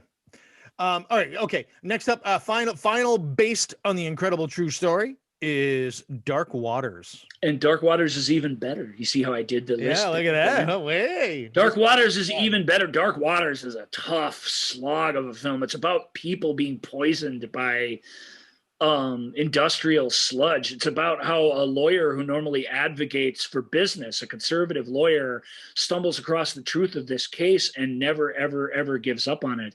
He has a advocate, which helps. He doesn't do it alone, but it is very much a single man's crusade against the man, and how his doggedness doesn't let these guys off the field. But it's about poisoning. It's about the family farm being destroyed. It's about kids being born with birth defects. It's heavy, difficult things to cope with in the course of a film.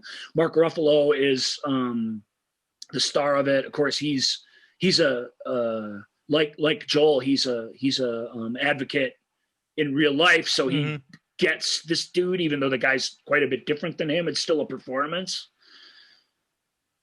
That film was so good. That film was among the best, if not the very best film of last year. I don't know that I get why they're not lavishing it with Oscars, or anything. Although it had a couple nominations. It just, but it's so film. Good.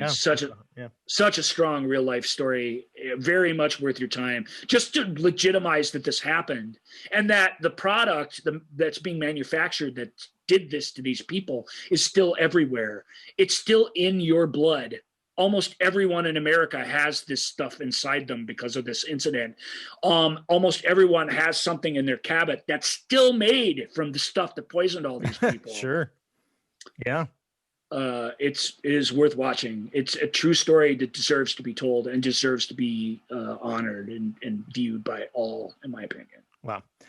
Okay. Next category is you're just calling this prestige. Oh, are we skipping spring and summer events? Oh, no, sorry. You're absolutely right. Spring and summer events of 2020. You're right. I wanted to put some goofy stuff in between what I thought were prestige films and the other prestige films. All right, let's move on to The Call of the Wild.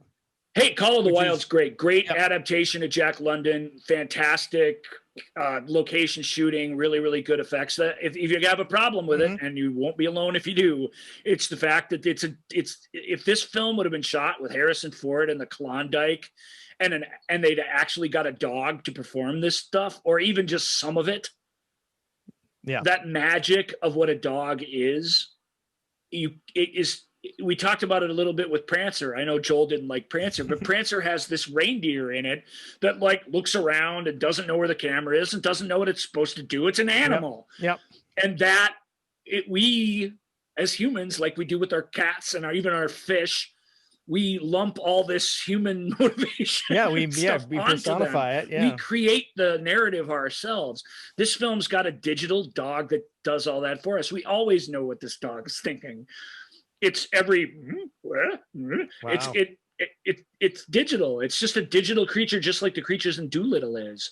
Oof. It's really well done, and there's some stunts and some action scenes in it you couldn't do with a real dog. Sure.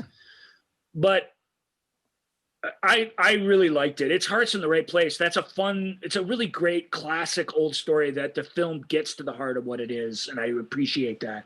But the digital dog robs it of mystery, and it makes everything sort of on the nuts. And it proves that even though the effects are quite good and you kind of love the dog, we're not there yet. We can't make an actual dog come to screen. But sure. More what the movie proves that's more unfortunate is we don't have the will to, even if we could. When we're in control of everything, we go all the way with it. We're not at the point yet where we can just have a digitally enhanced thing and just leave it alone.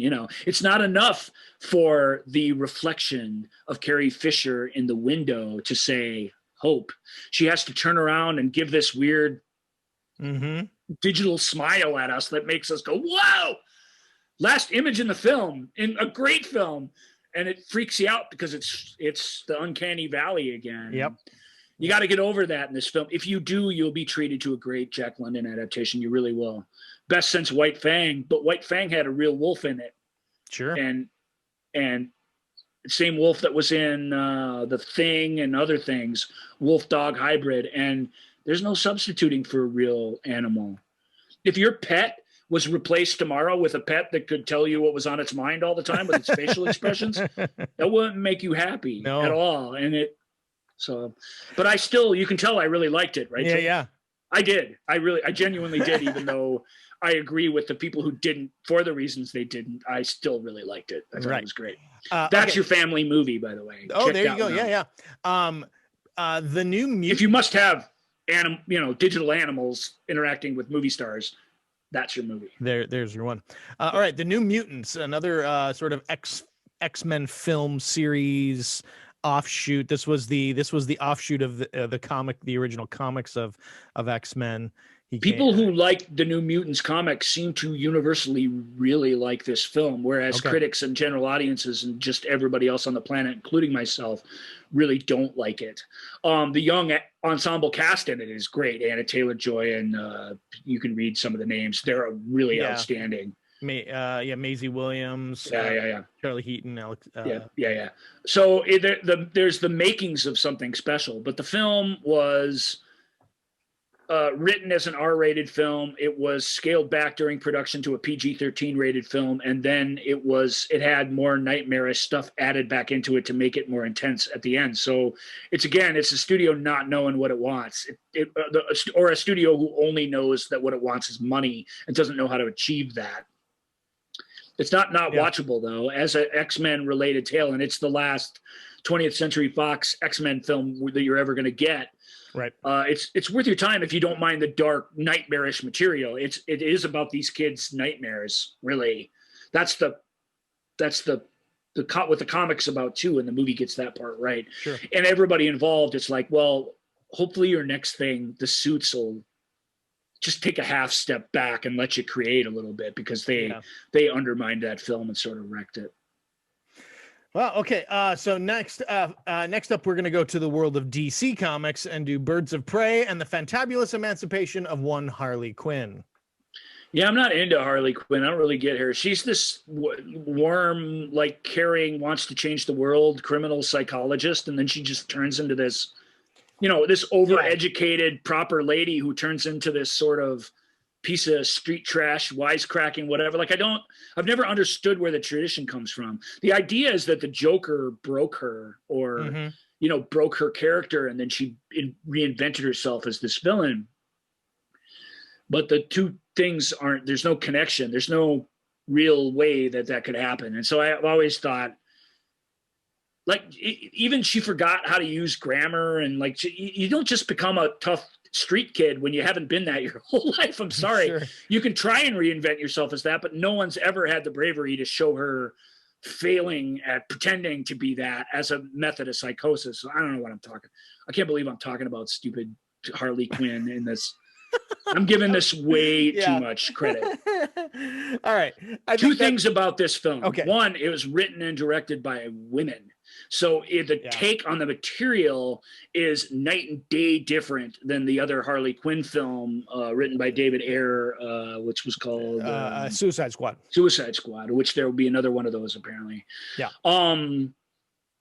That's good, but I don't know that the women in this story are doing. I mean, they're not there to do good works by women. There's there's a woman who's like stripped and humiliated in a restaurant. There's a teenage girl who has her face carved off after her parents have been killed in front of her. You're not shown this stuff explicitly. Indeed, it's somewhat played for laughs, but this is still the content of the film. And it's a little much for me when I was watching it. I was like, Jesus, God. Why? That's, you don't have to, just so that we know that the bad guy is evil. The bad guy's played by Ewan McGregor. And to be fair, Ewan McGregor needs help from the film to prove that he's evil, because you kind of don't believe it when you're watching him. But I was sort of disgusted by that stuff, and not, as opposed to, it didn't make me buy into the story more. It was the opposite. It made me put my hand up to it, basically. But there are these other kind of magical woman moments. So I don't know if you can take really ugly, awful, mean-spirited violence. There's this great moment where it's Liz Winstead's character who plays this woman. What's she called? 2 seconds. I moved away from it. The name is important. Yeah, it's sorry, get my cast here, my cast list. She is playing the Huntress. The Huntress. Now her whole family, by the way, is her entire extended family at a family reunion. They're mobsters, but still, they're all mowed down by machine gun fire in front of her when she's a little girl. And she goes to, it's the cliche. She goes to Asia. She learns Kung Fu. She learns how to become an assassin from a young age. And she comes back to America as this single-minded, still child in her brain, but single-minded killing machine who dubs herself the Huntress. Mm-hmm. And there's the storytelling subtle, so this is why I'm bringing it up, because I really admired it. The press and everybody else keeps calling her the crossbow killer, which she doesn't have a monologue about how she hates that, but you can tell every time that name goes by that she's like, you can see it in her face. That's not my name. I'm the Huntress. Yeah. And later, when all the girls are together, the Birds of Prey at a diner or whatever, one of the characters says, the Huntress, and that's a really cool name or something. And you see Liz like a little girl again. You see her light up, like she doesn't say anything, but it's a great performance by her, and it's a great performance by the other woman. And she immediately goes, it's really cool the way you do those high kicks against people with such tight pants. Like desperately looking for a way to compliment her back. It's made by the ladies. There's a lot to like because of that, but it's still an ugly, crappy film that I hated anyway. So sure. Even though there was some stuff to enjoy in it. All right, a movie that we've talked about a few times on this show. If you don't have a problem with The Boys or then you're not going to have a problem with this. It's not any worse. It's tamer even than that stuff. But sure. I can't. I'm a wuss now, I guess. I can't, it's too much for me. It's like it's so ugly, and I can't. I'm sorry, but I can't sit here and take that as for what it is. I always imagine the writer's room and the guys sitting around trying to dream up all these horrors and thinking it's cute and clever. And I find that cynical, and I can't embrace it. So, and I never will be able to. So sorry, fans of the movie show with Joel and Ryan who like that stuff. All right. A movie that's come up several times on this show already. Mulan, the live action Mulan film. Poor Mulan. Yep. They sucked the life out of you. How'd they do that? And the sad thing is they did it by really desperately at every turn trying to honor the original story. Yeah. I mean, that's all they did. That's not a crime. That should be admired. And yet You know, people were whining about talking animals and stuff not being in it. Look, songs. I've never seen the original Mulan, so this wasn't an affront to me the way it might have been to some people. But you're not wrong. I mean, it's just this listless, lifeless thing. It's all honor and all high-mindedness, and there's no joy in it at all. Yeah. Even though it's lovely, it's really well done. It's well made. The action, the choreography. There's like the costumes. I mean, you could go on and on. But there's no life in this story, and that's tragic. And that's weird. They really wanted to make Mulan for a Chinese audience, and they made a sort of Chinese film in English. Yeah, that has nothing to offer. Certainly not fans of the original, but really nobody who likes a sort of fast-paced adventure tale. Okay, well, I can't bring myself to hate it. No, it was, its heart was in the right place, but sure. All right, let's move on to the first big theatrical release that we had in 2020. Yeah, a couple of these films. This always happens to us, right? They start coming up right where I start running out of time. That's all right. Well, Tenet. Do you have a lot to say about Tenet? No, well, I do. I have a ton to say about it, but that's all the more reason not to say much about it. Yeah, I was going to say. Right. Someday, if we want to try and go through what Tenet is and decode it all and figure it out, I mean, that's its own show. Yeah. We could do a whole show. We could do a whole show on what was Christopher Nolan trying to think here, or trying to make us think here. So. Yeah, but even that, and I had a similar reaction, I think, to a lot of people as to I'll give you a hint to figuring it out. One, all of his films are about movie making. Okay. The Prestige, the Dream one. What's that one called? Inception. Inception. Even the confusing sort of last act of Interstellar. It's all about storytelling and our perception of our own story and how you can warp those things and expose truths about it by doing so. That's all. He's really just made the same movie over and over and over again.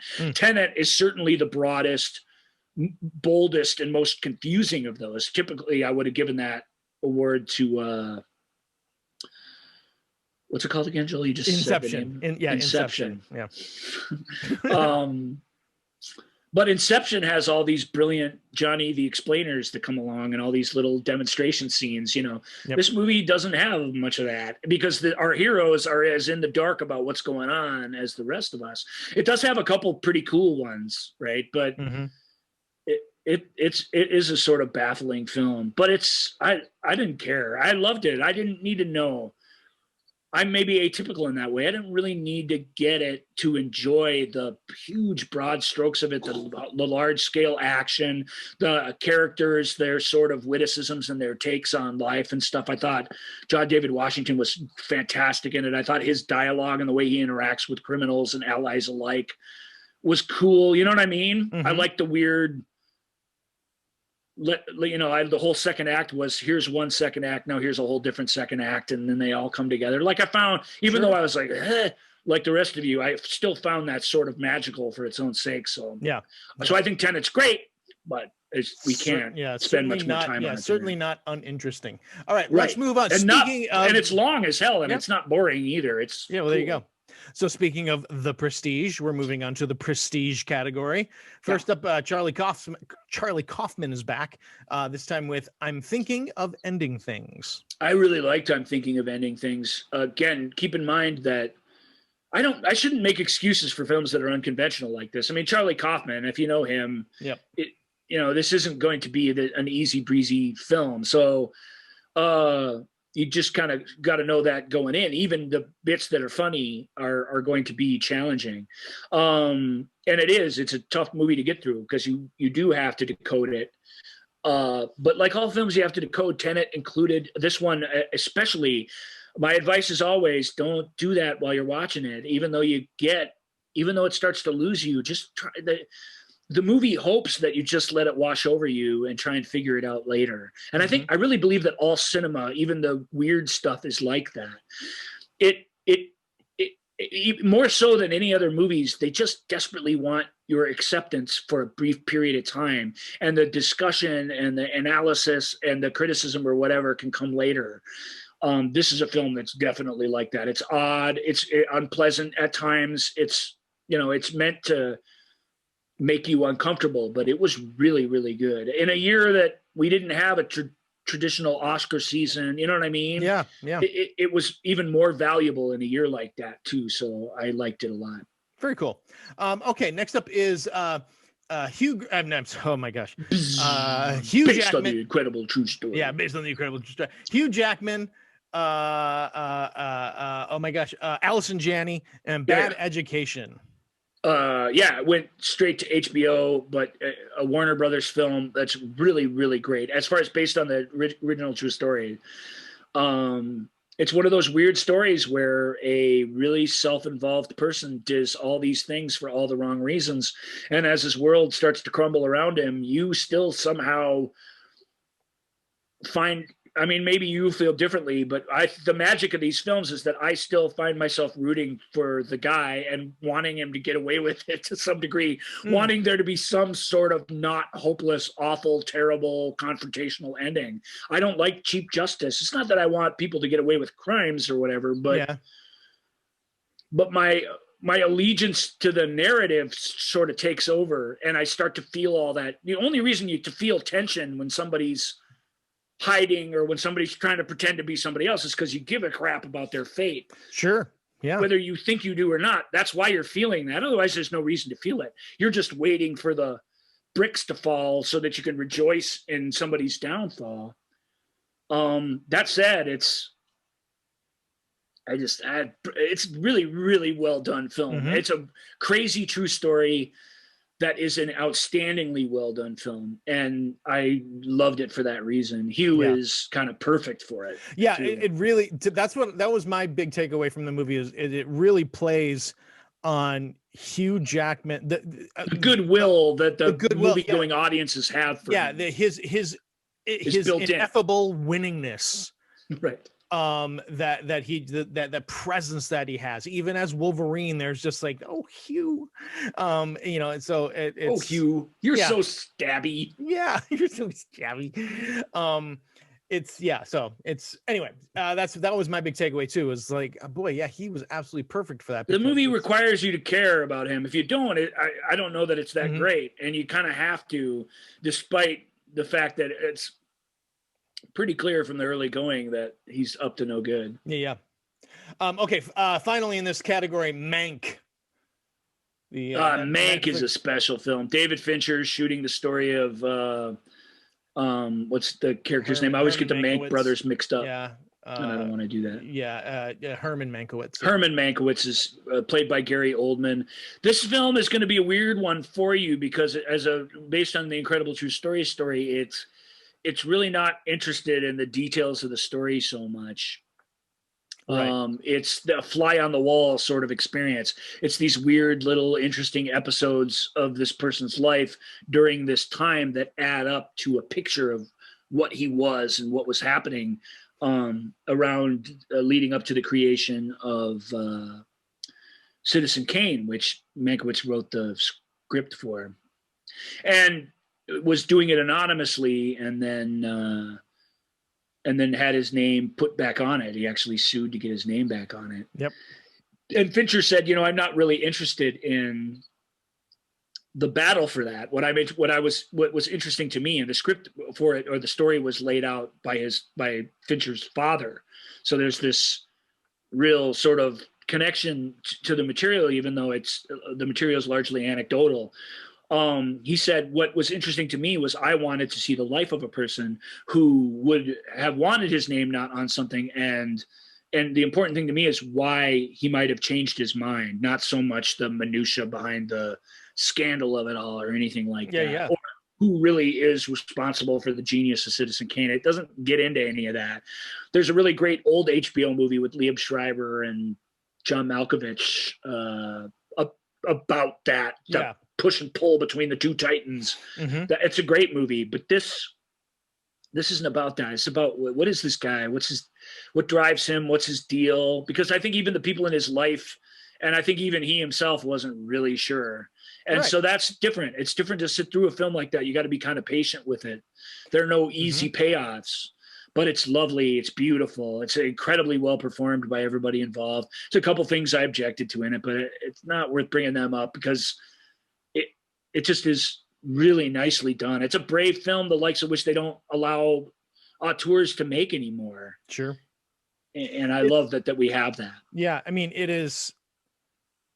the movie is structured like Citizen Kane a lot in a lot of ways. It's just the subject of it is Mankiewicz. That's why it's called Mank and not, it could have been called Citizen Mank. Because that would have been a little on the nuts, but it really could have been called that. But that's what Fincher, I mean, it was clear, and you're right. It is not a chore, because that makes it sound like it's a bad thing. Yeah, it's not that. You just have to like go with it. And there are parts where you're just like, where is this going? What is these happening? Episodes are to give you an idea of what to watch, and we're trying to be as honest with you about what these things are, even whether we love them or hate them. We want you to be able to make up your own mind. Obviously, it sounds like Joel, both us would recommend Mank, but you just got to be warned. It is a little something different. I really think that warning, which the studios are not always wanting to give you, I really think that helps. It helps manage your expectations so that you can really enjoy something for what it is. That's all we're trying to do. Yep. We're not trying to take it down because of that. We're just saying it's different. It's different. Okay, so next category is and do you have a list in front of you? Are we doing the Netflix films now? Yeah, Netflix films. So we'll just blow through these Netflix films. Not because they're not worthy of talking about. Some of the films on this list are as good as anything we've talked about. Sure. I think it's more that Netflix films in 2020 were on everybody's radar. I don't think there's a lot for most of these that you could learn from us. Right. So we'll just give you our quick take. You've probably seen them all because you've all been glued to Netflix like the rest of us. Home. The Devil All the Time. Devil All the Time, really weird, bleak film. We've talked about hillbilly films or Southern Gothic films, or those films where it's the poor person with all the sort of ugly works in their lives operating on them. How do you stay a person in that situation? Yeah. How do you maintain your soul when you're just kicking, scratching, crawling all the time to get out? How do you not just become the fight? How do you stay a person? This tackles that and some other things. It's a bleak and unfeeling film written by a real poet, but it's excellent. Very, very good filmmaking. Cool. Project Power. Yeah, I don't like Project Power. You can see my notes about Birds of Prey. Too much in Project Power that just was too ugly and made me sad. And it's another kind of semi superpower movie, which if you're going to be doing that at this point, man, you better nail it, or I'm just not playing anymore. Sure. I'm not messing with you guys anymore. You got to nail it.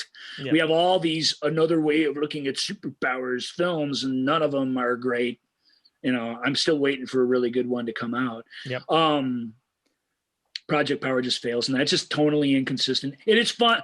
Jamie Foxx plays this single-minded dad trying to find his daughter, and he mows down several innocent people on the way to doing it. It's a story about this drug that gives you superhero powers that can kill you or can help you fly or whatever. You never know what it's going to be. Yeah. Mutations that last for about, 7 minutes or something. And it's really fun, to be fair. The joy of the film is the little girl in it who is in the wrong film. The whole character is in the wrong film. And Joseph Gordon-Levitt as the hotshot cop who takes the drug to fight the drug. And in the end, that's the movie. As clever bits as it has in it, it's you got to be a monster to kill the monster. It's like, man, we've seen that 100 times. Yep. Let's move on. Shame on you for only being that in the end. Let's move on to Spike Lee's Da 5 Bloods. I hated Five Bloods, and it wasn't because it was bad, I don't think. I just was completely alienated by that film. Spike Lee's other war movie has the same sort of effect on you, but which I'm not remembering the name of it. It's a World War II movie. Give me a moment. Yeah, sorry. Anyway, obviously I love BlacKkKlansman. I just had a tough time with Five Bloods. It's about a bunch of Vietnam guys who get together. It's sort of based on a semi-true story about guys who get together for a kind of reunion in Vietnam and Saigon of all places, because at some point during the war, one of their cohorts hid a bunch of gold in the jungle, and they're going to go out and get it and live the high life for the rest of their life. And it is about damaged people, and the actors are giving it their all. And Spike brings his requisite energy to it. I just felt that movie didn't ring true at all. I got so sick of characters whining about their own problems, which is, if you've known any Vietnam veterans, even amongst themselves, this isn't something you get a lot from them. So that openness of let's talk about our problems didn't help it. And the heist itself was weird. And the flashbacks were crazy weird. And I get, watching Delroy Lindo flash back to his young self and it being played by him with no enhancements. That's an interesting thing because it's his memory. And there's artistic reasons for doing it that way, but it's weird. It makes those memories feel crazy unreliable. It was Chadwick Boseman's last film, and he was their friend back during the war. It's notable that he is not in the present day, right? Something happened to him. Yeah. If you're a Spike Lee fan, you should see it. I needed to see it. Even if I knew I was not going to like it, I was going to watch it. So, he's a preeminent American filmmaker. He can't be dismissed. But I didn't like it. And when it was over, I was frustrated by it. Rather than being challenged by it, I felt like it was just challenging to be what it was trying to be in a way. Yeah, Miracle at St. Anna was his... Similar in a lot of ways, although Miracle in St. Anna is much more internal piece, but it's also just sort of vague and weird. And when it becomes operatic, it's kind of too much, and you kind of, so I had similar reaction to that. I found that film easier to admire than this one, though. So. All right. So next up is Thor on Netflix. Thor as a sort of a secret ops guy in Extraction. Yeah, I don't remember. I watched the whole thing, but I don't remember if he was sent to kill somebody and then decided to protect them, or what the exact plot mechanisms were. What's not really important. He ends up taking this kid who's in peril amongst all these drug crime lords and things in his South America someplace, or Asia someplace. And he gets them to Bangladesh, which is a really exotic place for a shoot 'em up film to take place. That's the film's strength. Liam's really great in the physical stuff, as you would expect, and so he kind of nails it. It's a really, really good constant gun violence film, if that's your thing. It's a gauntlet that the character has to run. Sure. I didn't love it, but it's pretty great. Everything they say that's good about it is good. Chris Hemsworth, yay. All right, Rebecca, the 2020 version of Rebecca. We'll try not to get into Rebecca, and just one of Joel's favorite movies of all time is the Hitchcock's Rebecca. Am I overstating that? Well, I'm more of a fan of Laura, Otto Preminger's film. Oh, right. Rebecca is also very high up there, yeah. Well, this Rebecca gets props for a couple of reasons. It does sort of embrace the ugliness of that story straight on, which an older film isn't able to do. And the author's original ending takes place almost exactly in this, which the earlier film has a very compromised Hollywood ending that was meant to feel more like it had more justice to it, but doesn't in the end. The real ending really is the thing that's supposed to go at the end of this movie, this story. So I liked it for that reason. Handsome sort of mystery romance, gothic romance. I'm taking you back to my castle and you're in love with me, but wait till you see the real me sort of thing. Sure.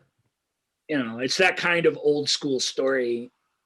It was much better than I thought it was going to be, because it was lambasted as being staid, as being lame, as being the manners of the thing is the thing. So to rip on it for being that, I think is kind of stupid. Sure. Okay. Old Guard with Charlize Theron. Very similar to Extraction. A bunch of immortals walking the earth, but they're modern day, machine gun mercenary assassins for hire. Yeah. So it's more about modern day mercenary assassins for hire. The fact that they've been around since the Roman Empire is important, but it's almost a secondary concern to the thing. They get embroiled in a plot. There's lots of shoot 'em ups and lots of fights, tons of action, tons of single camera, complicated action and stuff. Some really cool performance again by Charlize, who's when she's allowed to be a cool cucumber that slowly reveals little parts of herself to people. She's always in great shape. And for a dumb action movie, it's very smart and clever and enjoyable, but not great, but good. Hillbilly Elegy is our next film. My least favorite hillbilly trailer park film on the list. This is a book written in first person by a hillbilly kid who went to school in the Ivy League and then wrote about his experiences. And it has, I don't know, I can't speak for the book, which is very well regarded, but the film has that I'm sitting in judgment over myself and my whole life kind of thing to it, even while I'm defending it. Yeah. It's at odds with itself. I get that's sort of kind of part of it, but it solves the problem of being a first person memoir by having tons of voiceover, which isn't helpful. Ron Howard does a good job of directing it. It's got some decent performances in it. It's not a bad movie, but it's not a fun movie. Right. Yet it's not a really moving film either. So I don't know what you want. I don't know what to do with it, basically. Right. I didn't hate it, but I didn't like it in any way that you can like something. So I don't know what to say. Okay, let's move on to Ma Rainey's Black Bottom. If you saw Denzel Washington in Fences a couple years back, he's got the rights to do really any August Wilson play he wants as a filmmaker, and he produced this, that Fences, and another play are part of a cycle that he has determined, at least that cycle, to bring to the big screen. Ma Rainey's Black Bottom's trouble, though, because it just like Fences worked a little bit better. Ma Rainey's tougher because it really is a one location play. And people really do have to go through a whole lifetime's worth of drama in 2 hours. And that doesn't feel very believable. So you just have to understand the pageantry of it once you buy into it. If you do the jazz, the performances are all top flight, everything about it is really, really well done. And it's not like August Wilson's a bad writer or something, but he doesn't write for the cinema. He really does write for the stage. And this is a stagey thing that you just let go of the reality of it a little bit. If you can do that, then what you get is this collision of awesome, fascinating stuff like you always get in August Wilson stuff. So I liked it, but I know the play and I knew what to expect. And this is really the play with cameras. Yeah. It's a 3-wall movie. And there's no way to tone down Wilson without depriving him of what he is. So no choice but to make it the way they did. Yeah. But it's odd. It's odd watching in camera, believable, subdued performances when it's just weird when you see the whole life philosophy and the whole everything come out of people in this one setting. That's just not something we experience in our lives. So you got to be okay with that. That's all I'm saying. Sure. Okay. Midnight Sky. I like Midnight Sky. Really good. George Clooney is racing from one Antarctic post to another to warn the people in a space mission not to come back to Earth because Earth is over. That's my brother. Like, I used to have that Major Tom by Peter Schilling on Coming Home on a tape, and my brother always remembered, oh, you like that song, and the lyrics are Earth below us, but my brother always thought the lyrics were Earth is over, and he still sings it that way. Earth is over. In Midnight Sky, Earth is over. It's not bad. It's pretty good. It's a very Clooney-esque film. So if you've seen his other films, that not so much that he starred in, but that he's directed, you get a sense of what you're after. Yeah. A lot of people don't like it because they thought it was dull or they didn't connect with it emotionally. I can understand that, but I liked it. All right. Next, finally in this Netflix category, Enola Holmes. My favorite of these Netflix movies. I loved Enola Holmes. Just really, really great fun. A matter of fact, there's no reason to get into what's so great about Enola Holmes. We'll leave it all at the door. Well, I'll tell you I'll just give you the film's advertising. Okay. Enola Holmes is the baby sister of Mycroft and Sherlock Holmes. And the tagline for the film is, her mother vanished. Her brothers, Sherlock and Mycroft, useless. To solve this mystery, she'll go it alone. And it's everything romantic, fantasy, mysterious, plucky young hero, action, period. Trappings, really smart people talking to one another. And yet it's still just this blatantly crowd-pleasing piece of entertainment. You cannot go wrong with that on a late on a Friday or Saturday night. Oh, it's so good. It was so much fun. Okay, let's move on. Last few films here, big fall and winter events. Love and Monsters. I loved Love and Monsters. Love and Monsters is a story about monsters. Let's apologize to the listeners of the movie show with Joel and Ryan right there for getting we just blew out the speakers on that one. Oh, sorry. I was yawning and stretching when I said it. I was looking at my notes here and suddenly I was like, whoa. Love and Monsters, yes. Joel doesn't realize that on my notes he does that like all the time. Oh, sorry. Well, it's because I get close to the microphone. Yeah. And you get really excited. I appreciate your enthusiasm. Right. Yeah, if it weren't for you, where would we be? That would just happen because I was yawning. But I did love Love and Monsters. Love and Monsters is a story about a guy who travels across a monster-ridden, mutated wasteland of Earth just so that he can be with the girl that he loved before the world ended. And it isn't great, and it isn't really believable, and the monsters look almost cartoonishly silly, even though they are kind of dangerous. They're not scary monsters like we would think. They have this comic strip quality to them that makes them sort of weird. But I enjoyed it. It was fun, and the lead characters were fun, and I mean, it just got that. It was going for doing a dangerous movie with a fun tone, is, as I pointed out time and time again in this very show, it's a difficult thing to pull off. Yeah. Love and Monsters does it. It's great. Wonder Woman 1984. Yeah. I think I don't love Wonder Woman 1984, but I think you're all being way too hard on it, if I get my take on it. The only part I didn't like about it was the whole opening, which takes place back in ancient times again, which was completely unnecessary for the rest of the film. Sorry. Yeah. It was fun, but it was like, what? You didn't need this. I mean, you really didn't need it. Get this out of here and just do the movie, you know? Yeah. I thought it was fun. I mean, lambasting the 80s isn't fun or anything. And stop. It's a thoughtful movie. Stop and think about what the story is that you watched and what happened in it and the whys and wherefores of it. It's a well thought out, neat story, like a clever comic book with a clever central idea would have. And it does that, pretty greatly, I thought. Yeah. Yeah, it's not great. Wonder Woman doesn't get to be wonderful in it so much, which is weird. That's a weird take on the Wonder Woman genre, but correct. Yep. They tried something different. I mean, just cut them some slack. You don't have to love it, but really cut them some slack. It's not some abomination. It really isn't. No, I wouldn't go that far. It really is treated like, yeah. But there are some problematic. There's some things that were creepy to me, and that did. I was like, oh no. But you put that perfectly. There's some moments. Wonder Woman does not get to be so wonderful. Right.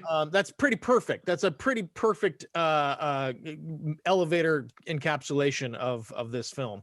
Right. It's not horrible. Yeah. You'll watch it. I mean, if you watch it, it is bright and colorful and diverting enough for an hour and 2 hours and change. I mean, it's better than the Aquaman movie. Yeah. I mean, Pedro Pascal is, he's so frenetic and just he's so electric on screen, and this character, he just really, So Pedro Pascal. But there's a history in comics of that guy, guy who, just, what is the quality that makes him a supervillain? Because he's not that bad a guy, right? Really. And what's great it's this single-minded drive to achieve this thing at all costs, and it's that at all costs part that stirs him wrong. Yep, and one thing that Wonder Woman 84 does really well is the way that character is introduced. You do think, oh yeah, here's our Lex Luthor type villain, right. Our super guy, and the film dares to give you something a little different. Yeah, and then we get a little turn, and it's like, oh, okay, that was fun. Okay, finally, our final film that we're going to talk about, sort of not really even a film, but yeah. Anyway, it's Hamilton. One of the big events. Hamilton. Yeah. Here, let me tell you something about myself. Joel and I are obviously musical theater people, so we love watching people sing. That's like not an issue for us at all. Yep. So any of the, just if you bring in any musical theater prejudices to this, I don't know what to tell you. That's fine. Why are you watching it? Yeah, you've right to that. But something different about me is that I didn't really join the Hamilton hype train. I never really listened to it. I can't afford to go see it when it was on tour. So I knew what it was because I heard bits and pieces of it because I'm alive in today's pop culture. I mean, it's not like you can't. Yeah. It's not like you could have avoided it or avoided yeah. spoilers or whatever. I mean, I know my history too, but I really didn't buy the soundtrack album. I used to do that when I was a younger man. Now it takes 10 years. Every 10 years we get a Pulitzer Prize winning musical. The last one was Rent, which, is looking back compared to Hamilton is rather silly, but Rent was important to my generation. And some of the songs in it are still astounding. And the story that I was telling was key. This story too, man, and its parallels to today and the way it's told, are remarkable, and the songs in it are just I'd only heard bits and pieces. I'd seen them on the Tonys, I'd seen them on the Tonight Show.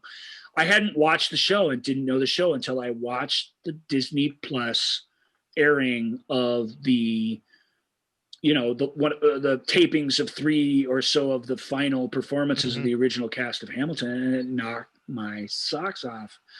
It knocked me out. Hamilton is everything they're hyping it up to be. Like I say, that may not be for you, but it is everything they're hyping up to be. It is this single strongest experience I had whilst watching anything on my TV in a year where I did precious little else. It just did everything it was supposed to do. That all those people that have been crowing and bragging about, and all the kids have been learning all the raps and doing all this stuff, singing songs in the back of their car, and the people who just like, I've seen it 4 times and it's better the 4th time, and blah, blah, blah. It's all of that. It's also a singular filmatic achievement. And I'll tell you why. We've seen versions of Cats and versions of Into the Woods and versions of whatever that are just camera set up, multi-camera, edited versions of a performance. Really, if you want to shoot a musical, that's almost the only way to do it. This film, they did 3 performances, one of which was in front of live audiences, just like the show is every night. One of which they just put cameras everywhere and shot it and then edited it later. The next of which they did without an audience, in close-up, with people wandering around with Steadicams and stuff on stage, getting all these close-ups and stuff. The next version they did in front of an audience later that night. Okay, this all happened in like 3 days, and where they put cameras in different places all over the audience and shot a different performance. And then with somebody's job over the course of a year and change, the editor, who should be given an Oscar, because this is impossible to edit people singing. It's not the same every time, and you didn't shoot it in a conventional way where you have all this footage and different setups. You've got this massive amount of footage that you have to put together into the most powerful filmic version you can of live performances of Hamilton. And I'll tell you right now, having seen all of these throughout history, this is the best one ever by far. It absolutely puts to bed the idea that you would ever even consider doing a photoreal film version of Hamilton. That should never happen, because everything that's powerful and wonderful about it is right in this project, right on the screen for you, and it cannot be improved upon in any way. So I don't know it doesn't qualify for awards or anything, and that's not even really important. What's important is that it was the highest graded by me singular achievement in film of 2020. And I'm just terribly, terribly grateful for it. And in a way, I'm glad. I didn't really know it before I watched it, because I kind of got to be as much of a Hamilton virgin as you could have been. Absolutely. While seeing that for the first time. Here's what I will say. The experience that Ryan is talking about, I had with Les Mis. I had never seen, listened to, done anything with. There were a few obvious songs that I had heard out of context and everything, and then I finally saw years later saw it on Broadway with like this is like 12 15 years into its Broadway run, but I still was like, oh my gosh, I get it, wow. With Hamilton, I did listen to it early on. I had seen when Lin-Manuel Miranda was at the White House for a poetry thing that the Obamas were hosting, and he jokingly said, "I'm currently working on a musical about our first Treasury Secretary, Alexander Hamilton," and everybody just laughs, and he's like, well, I mean, just wait. I mean, it works. And then he sings just him. And this is on YouTube. It's worth watching because it's just him and Alex Lacamoire on piano, and he does the opening number just himself. Wow. And you see everyone just be like, okay, what, huh, wow, huh. And you just see everyone, I'm on board. Just get on board. And so I wasn't, so when the final product was out, I listened to it. I didn't see it in New York, but when it came to the Twin Cities, one of my dearest friends is the stage manager. And so I was able to see it. Jennifer and I were able to go on the stage and sort of feel that it really is. And so I had all this previous exposure to it before watching the Disney Plus version. And I couldn't agree with your assessment more. It really was this magical feeling of this is truly something unique and special, something that hasn't been nothing like this. It's really not a movie adaptation, but it's not just you sitting in a stage show with a camcorder either. It is so much more than that, and really powerful. And again, I know that this show is getting super long, and thank you, dear listener, for hanging out with us. But as someone who's been an actor and out of work for over a year, because of this pandemic, there has been all of this discussion of, well, theaters have all this archived footage, where usually theaters will always make an archived version of the show so they can just have it in their library for reference material. It's not for public consumption, right. But they have it. And like productions of A Christmas Carol at the Guthrie, they're shot in HD. They're shot with really nice equipment. We have, this production of Guys and Dolls that I did a couple of years ago, shot in the footage of it is really nice, but it is still just a camera pointed at the stage. But everyone was like, well, theaters should just release that. Theaters should just put that out there so that, there's some content, and it was like, no, because that is not an accurate representation of that moment, of that experience in there. What Hamilton is able to do by combining all of these different things, by combining the different angles, having these close-up moments, it does provide that feeling you get from watching something in a movie theater, or watching a cinematic event, but it still maintains that integrity of this is a staged performance, and it does that in a way that I've never seen before. And it's so Pulitzer Prize winning musical theater, first off. So you're starting with something that is magical and important and wonderful in every way. But yes, the way they made this is unlike the way they've ever kind of tried to make it before, but just because the undertaking is so massive. Yep. When you're making a film, you plan it. This, you can't really plan Hamilton in a film way because you can't shoot it for 3 months. Yeah. They shot this over 3 days and it feels like a movie. It's a one set show, so it doesn't feel like a movie, but it just has the quality of a movie in every way. Yep. It just knocked my socks off. I couldn't believe how good it was. I just really couldn't believe it. So good. Believe me, there'll be a musicals episode at some point with on the movie show with Joel and Ryan. For sure. And we'll get hard. That'll probably be a couple parter as well.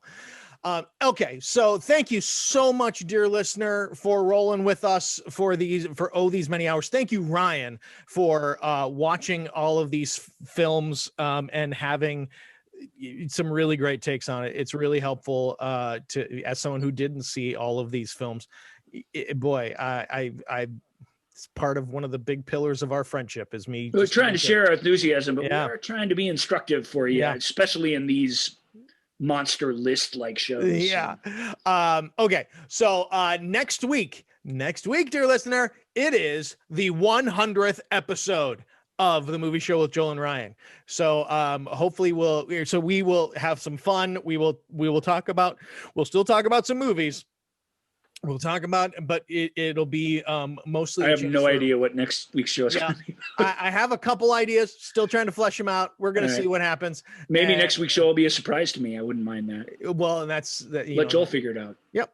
So, all right. So we're going to have, we'll have some fun though, hopefully. And so 100 episodes, and that's, hey, we don't want to pat ourselves on the back, but as the very best movie podcast out there, I think we deserve to take a little break and have a celebration as the ground. The ground that has been broken by this show.